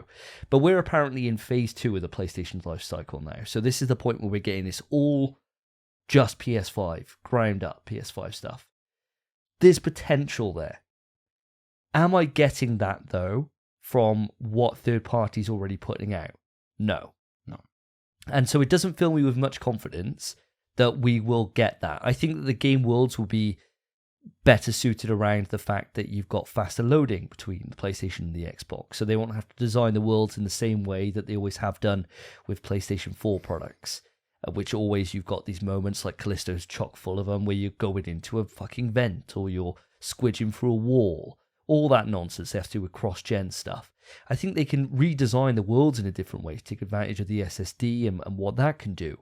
But in terms of having that balance of the ray tracing and the resolution and the frame rates, I just don't think the hardware is there to be able to support that fully rounded thing at 60 FPS. Yeah. I think that thing you're talking about, that workaround that everything has, like Village has it as well, where you go down the elevator. Before that house, not Demetresque house, Beneviento. Yeah. That elevator is 10 seconds longer on the PS4. And that's because it's loading the game. The original Jak and Daxter, Jak would randomly trip. He wouldn't. They put that in the game so that if you were heading to a loading area, he'd fall over and give it time to load. Oh, really? Yeah, that was in that game. And that's why. If you keep trying to push a wall, it'll just keep tripping. Because it's like, let it load. Let it load. And that's why it's in the game. Games have been doing that for years. And we are getting to the point now where that will stop. But like you said, not with cross-gen tiles. It can't. Unless there's very, very tricky workarounds. I will say, I do think what you're saying, Davey, is probably more feasible than what you're actually saying, Phil. Because, I mean, it does say 8K on the box for the original PS5. But the games that would have to come out to actually have 8K support would have to be 30 FPS, no ray tracing, indie game, just chucked in at a high resolution just because they whilst developing, they thought, could this run at 8K? I thought, fuck it, yeah. Let's have the first release in 8K. I mean, I think we all saw through that right at the start of the gen, didn't we? That on the box it says 8K, but that's surely just for media. You know, like an 8K Blu-ray, something like that you put in. There's no way a game could run at that. It would fucking explode. Like COD, if you put that in like, 120, doesn't it drop down to 1080? Yeah. It would have to be in like 5 frames a second to even remotely run at 8K on this. Your PS5 would fucking melt. Yeah. It would. But it's a hell of a headline, isn't it? And a hell of a reason why people would want to upgrade. And I'm not saying that every AAA title that comes out on the platform is going to hit those high heights. I agree with what Spencer's saying. It's probably going to be some game that's lost to obscurity that hits that, those big numbers. But, that's what Apple do all the time. They just double the numbers and everyone loses their shit over the next iPhone. Why can't Sony do that? And 8K is something they can produce on their televisions. So why not start telling people we can do it on PS5 Pro? I believe that is the future. I believe that's where gaming is going, even if we are a couple of steps behind where it should be. Bang it on the box, it's going to get some sales. I mean, chuck it on the box, sure. But I think for me, the PS6 would be when you're touting your 8K. You know, you're talking a few more years down the line to get like kind of that more adoption. 4K really. 4K's been around for quite a while, hasn't it? And it's only really over the last few years that it's got to pure mass consumer appeal where everyone's got one now. Your TV's, 200 quid TV will be 4K now and there's nothing to it. Whereas, a few years back, it was big stacks to get 4K TV. So, PS6, you're talking what? How many years? Saying 4 years off from now? That seems so small. Yeah, it does. It's accurate. I'd probably guess about 4 years. 8K then at that point, 4 years from now? Yeah, I can see that. I think even then, I don't think we get 8K. No, I think it would definitely run. It would run at 8K, definitely. I don't think it would, because the thing is, although the technology is getting better, which it is, games are getting so much prettier, graphics, ray tracing. The technology is going further in itself, and games are being harder to run. We're getting new technology to keep up, and as it stands currently, I can only think of 2 games that have even ray tracing 60 FPS. And they're both Insomniac games, Ratchet and Spider-Man. Oh, yeah. And it's dynamic scaling. Dynamic scaling is usually 1080p. That is it. 1080p.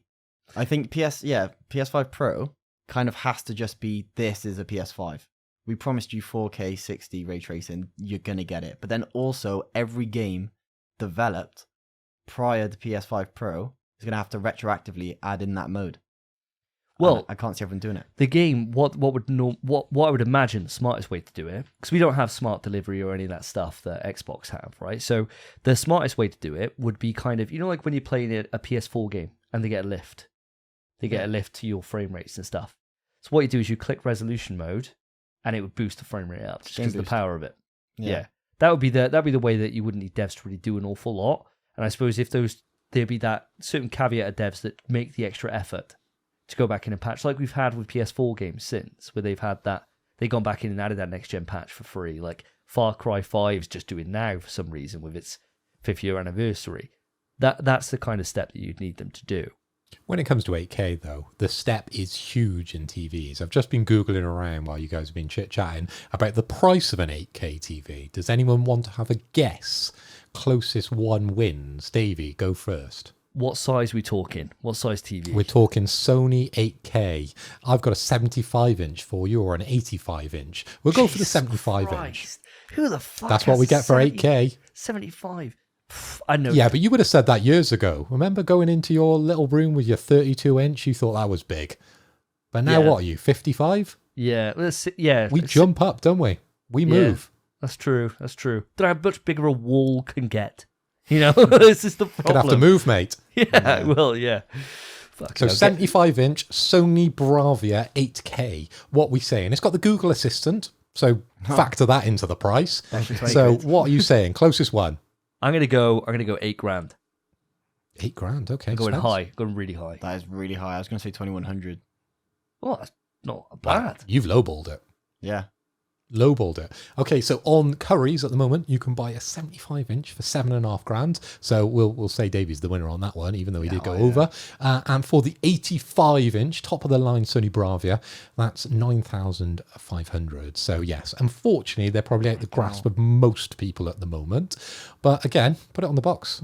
People will be interested. I'm sticking with it. Sticking with it. Those TV prices are going to plummet, though. As soon as there's a reason why people need to buy these TVs, that's going to plummet. If you looked at 4K when it first came out, they were these sort of prices because it's the emergence of that new technology. As soon as it gets to mass appeal, rock bottom, you'll be picking up in Asda for a couple £100, as you mentioned. Yeah, I don't think it's a case of mass appeal. I think it's when the technology past gets found. Because I think 4K, we've had it for a long time, and the prices didn't really come down until we had HDR plus 10. And then that's when prices come out. It was a new color spectrum we had available. So darker, darks, all that. And then that's when they actually came quite cheap. So I think it's just as soon as we find a technology beyond 8K, then those 8K TVs will be like, oh, there's something better now. Fucking turn it down. I suppose it's like anything, well, right? 16K, obviously. Yeah, just keep doubling your numbers. Jesus Christ. It's 200-inch. Yeah, just it is your house now. I think it's one of those things that as time goes on, technology does get cheaper to make, cheaper to produce, the parts get smaller, kind of all that stuff, doesn't it? So it's the same way that, you know, a PS5 from launch, they said they were making a profit on it. I don't know how the hell they were, but say they were. Now at this point, or, well, I know they've had loads of chip shortages, it's been a fucking nightmare, but say 2 years on from now, PS5, they're going to be making fucking big stacks money on every single one they make because it costs them fuck all to make with the parts, which will be in a couple of years' time be old as fuck. Yeah, you know, you think about how quickly things go on, and the level of graphics cards just seem to just go nuts in the PC space. You know, people running those there's 3080s at the minute, which are the highest ones. 4090. 4090s now. Yeah, fuck me. And this is the thing. It's like you blink, and this technology's old as shit. And it would be cheap as hell for them to make. You think about the price of PS4s now, people buying one. Imagine how much profit they make on each one of those sold now. Oh, yeah. Somebody picks one up. Absolutely fucking stacks. And they started the PS4 generation off making pennies on it. You know? It's wild how these things move. But I suppose with the PS5 Pro, we kind of had discussions around this before in the past. Do you think that we will get a PS5 Pro this generation? Do you think they will have a mid-season upgrade like they did with the PS4? As it stands, really, I don't think we will. Just because no one has a PS5. And I understand it's like, people are like, well, just get the PS5 then, just get the Pro, which is what you should do, really, if it comes out. But the chips have just become available for the normal PS5. What about the better chips? Those ones are just going to be hard to get as well. And even if they do decide to make a PS5 Pro, it's going to be a lot of money. It's going to be very hard to get.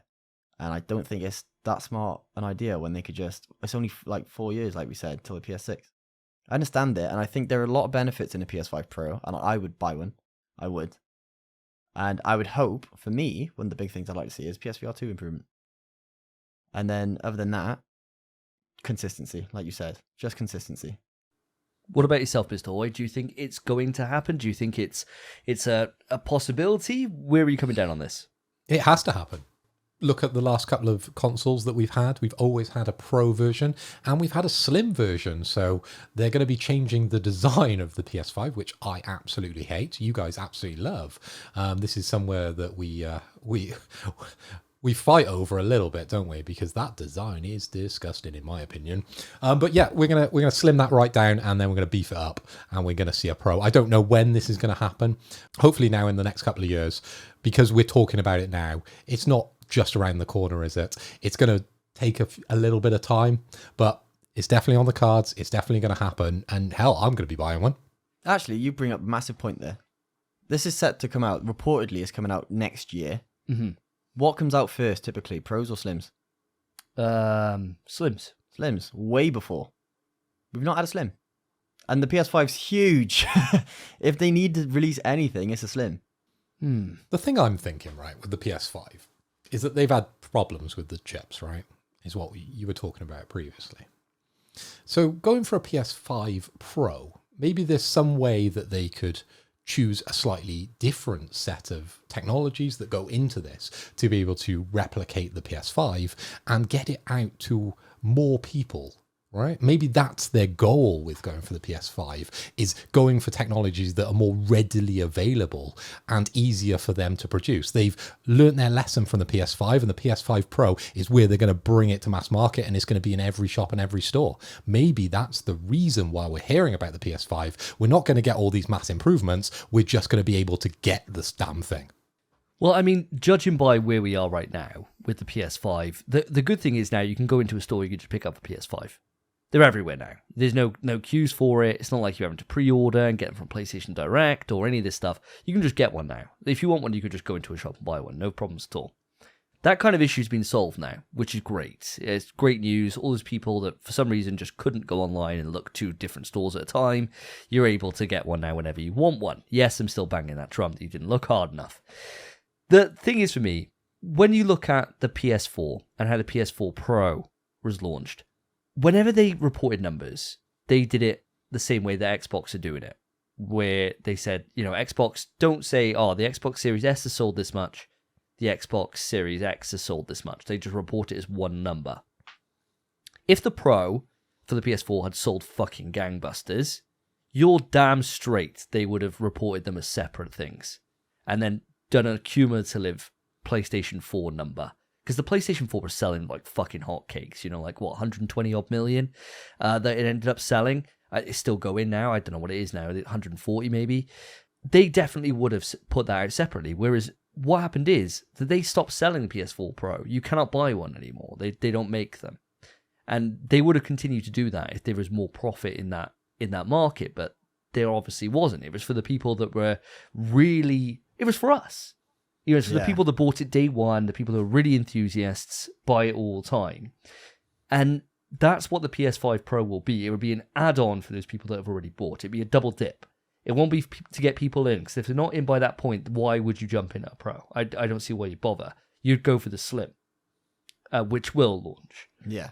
Can I see it happening? Yes. Yes, I can. I kind of fall on the same line as yourself, Phil. I think that it's an easy money market. It's something that they could just fucking nickel and dime us, and we'd pay for it, and I'd pay for it because I use it all the time. Same argument I used for a phone a few episodes ago, saying that you upgrade your phone because you use it all the time. It's a piece of essential kit. Well, the PlayStation 5 would be that for me. The Pro is something I play all the time, so why wouldn't I want the better experience? I did it for God of War 2018. That's why I bought my PlayStation 4 Pro. No reason why I wouldn't drop another 500 and get another PlayStation 5 Pro version, which would probably be double the size again. And I'll have to find a new entertainment center to put it in. And they launch a Slim to go alongside that for those people that haven't dipped in. And it's a way to be able to lower the price point. Parts are a lot smaller, less production cost to be able to assemble it, less plastic, all this stuff. And that's how they get mum and dad, who Billy only owns a fucking Switch to play Mario. And that's how they get him in. I absolutely love the idea that the PS5 Pro just gets bigger. Because the PS5 is an absolute beast now. For the Pro to be double the size and to sit alongside your TV, casting a shadow, it's a scary thought, but possibly they've got to fit that new technology somewhere. If they're putting that 8K in there, it's just got to get bigger, isn't it? 8K. Bigger, let's make it bigger. He's dying on this 8K hill. I respect it, Phil. I respect it. But yeah, I think it is one of those things that you'd have to reinforce the floor for it. The thing's going to be fucking monstrous. Quite speaking of monstrous, the image that we got that was cooked up by a YouTuber here for this PS5 Pro is fucking awful. It's horrendous. It's so circular. It's terrible. It's fucking... I know somebody made this, and apologies for whoever made You this. did a shit job. It's fucking terrible. It's awful. It's like all the worst parts of the PlayStation 5 design, but worse. It's fucking daft. It's really bad. But guys, have you ever Googled PlayStation concepts? Yeah. Because who is designing these things, right? Sony makes beautiful hardware. They're renowned for their design of their technologies, from their TVs to their mini disc players to their vertically standing record players, the Flamingo back in the day. That's an iconic piece of kit. You know, the Guardians of the Galaxy bloody tape player. It's all kit that just sends shivers down your spine when you look at it because it's so beautiful. And then we have the PS5. And then we have this concept, which is even worse. I just don't like it. I really don't. I hope they change it radically, but I can't see them doing it. I could probably see them turning out something like this picture, which we'll include in the description of the show so you can all be jointly sick at this picture because it is disgusting. Hang on. Also, he's put a price on there. Yeah, look at that price. It's outrageous. $400. Excuse me. My PSVR 2 was $530. What an outrageous price he's chucked on there. He's saying it's 4K 60 FPS. It's 400 quid. 4K 120 FPS, thank What you. a bargain, mind. Tell you what, I hope that is the design now. If it's $400, Jesus. I mean, you got to think is what you were saying earlier about how PlayStation's going to go down in price as parts more readily available. Bro, the price has gone up. What, the PlayStation? Yeah. With what? And the PS5 itself, the price went up in most parts of the world. Oh, yes. Yeah. But that's just because of inflation going Yeah. out the wazoo. That's Cost not of living to and do with the stuff, price. Well, I suppose the price of them making it because inflation's gone up so much, right? Yeah. But Then, that's... what? Are they going to bring it back down to normal price when it's more readily available? It's not going to get too much cheaper, I don't think. No, but I think what they'll do is it's part of when they lower the price down, they get slim. Yeah. Say they do a slim. They might not even do a slim. They might just lower the base price of the base PS5. They need a slim. I imagine a slim would make sense, They need right? a slim. And they've done it ever since PS1, so why wouldn't they? But price point after you do a slim model, you knock what, $100 off it, $150 maybe at a push, and then from there you get it to about $349. Actually, I just had an idea. Do you think the slim will be digital only? No. You think they'll do a physical one? Yeah, definitely. I reckon they'd do digital only. Well, they stopped making the digital only console now. They're all just physicals. So Yeah, why is that? because nobody bought digital ones. They bought them as just a backup bitch option. A lot of people rather got digitals. A lot of people. I think they've stopped making the normal ones because the slim's going to be digital only. So if people want a digital only PS5, just buy the slim. like Xbox did. With their Xbox did that one, didn't they? Well, With Sony's their- done it with the PSP Go. Less said about that, the better. I know, yeah, it's bad. PSP Go is terrible. Yeah. But they've done it in the past, and I don't see why they wouldn't. And if they have stopped, if anything, I think that supports my argument of them stopping design of the normal digital PS5. I think they've got a PS5 Slim in the works, and it's digital only. I think that would just be a fucking waste of, just an absolute waste of sales if they did that. Because I know most people do buy digital, but people like the illusion of choice, right? They like to be able to think that they can make, well, it's not an illusion of choice, it's a real choice, of being able to make a decision between physical or digital media. And most people do go digital, as we've seen from the stats. I mean, we're kind of outliers on this. Yeah, I don't know. I think if you're doing it, you might as well try and get as much money as you can from it. And having a way to be able to cater to both sides, and somebody whose PlayStation 5 dies, I think, oh, I can get the Slim now. Whereas if they had all physical games, they got no option. No, that's true.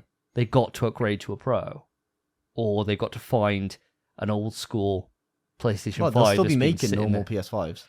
The thing about it, though, between the PS5 and the PS5 digital, that CD tray didn't take much off it.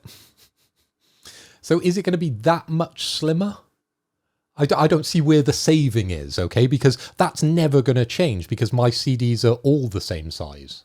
That's true. But also in support of my argument, there's been so many rumors of the detachable disc drive.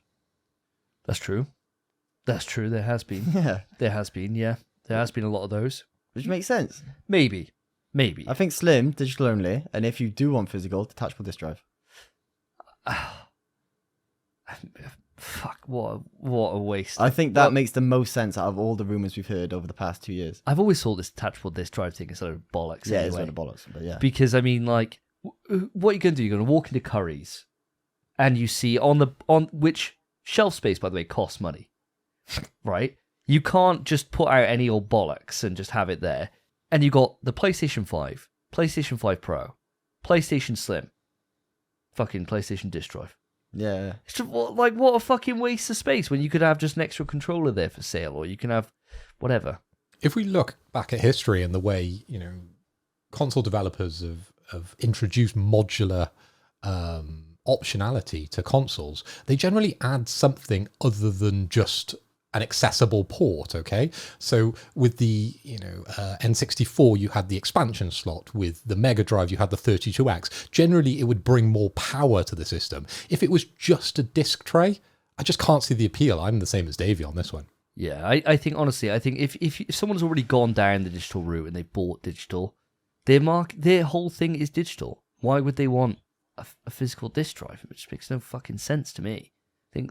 And also, I also think, well, you made your own fucking bed, you sleep in it. Stupid dickhead.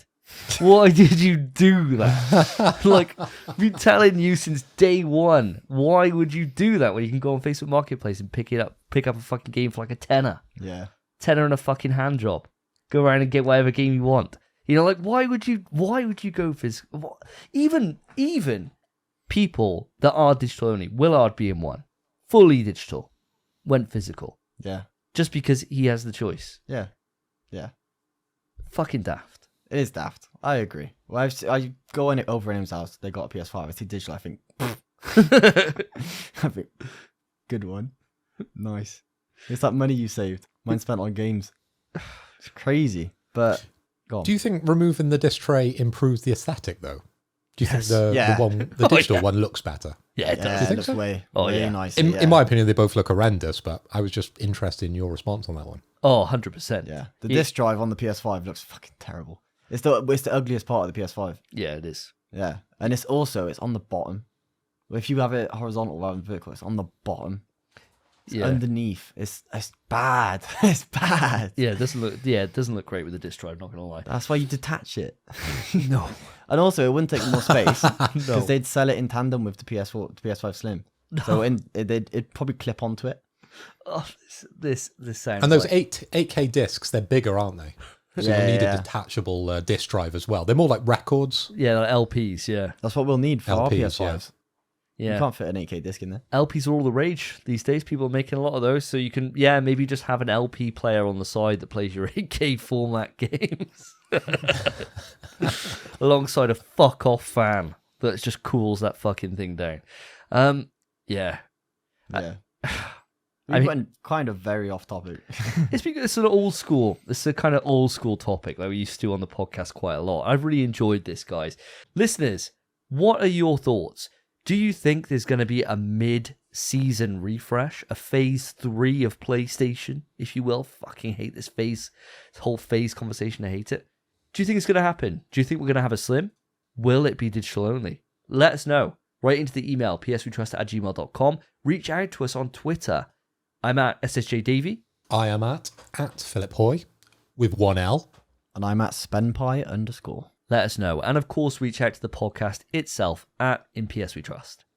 This has been episode 65. And what an episode it has been. I hope you've enjoyed it. If you have, then you know what to do. If you're on Spotify, Apple, any place that you can rate a podcast, go on and rate it. We finally hit 20 ratings of 5-star on Spotify, so thank you ever so much. Really appreciate you. That was one of our year-end goals. We didn't set the bar very high for that one. I would love to get that to 25. It's not fucking much. Say it. 5 of you, dickheads, put it on there. All right, I've seen the stats.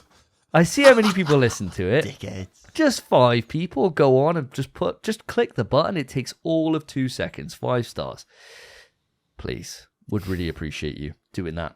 If you're on YouTube, then watching us, then hi. Thank you ever so much for staying here. We are a non-profit organization. We don't earn a goddamn penny from this. We get no marketing revenue whatsoever. And if we did, it certainly wouldn't after we played Akon for you earlier. So, all we ask for you, put a like, hit that subscribe button if you're not already subscribed, put a comment below, let us know your thoughts on the episode. Really, really appreciate each and every one of you. Thank you all for listening. Couldn't do it without you. And it's lovely to hear from people all around the world saying how much they enjoy the show. That's why we do it for. That and because we generally like a beverage. I've been Davey. I've been Phil. And I've been Spencer. Cheers, guys. Peace. In PS We Trust is hosted by Davey, Phil, and Spencer. You can write into the show via our email, pswetrust@gmail.com. Our Twitter is @InPSWeTrust. To find each of us online, follow our Twitters, @SSJDavey, @PhilipHoy, @SpenPie_. Thank you for listening. Take care of yourselves, take care of each other. See ya.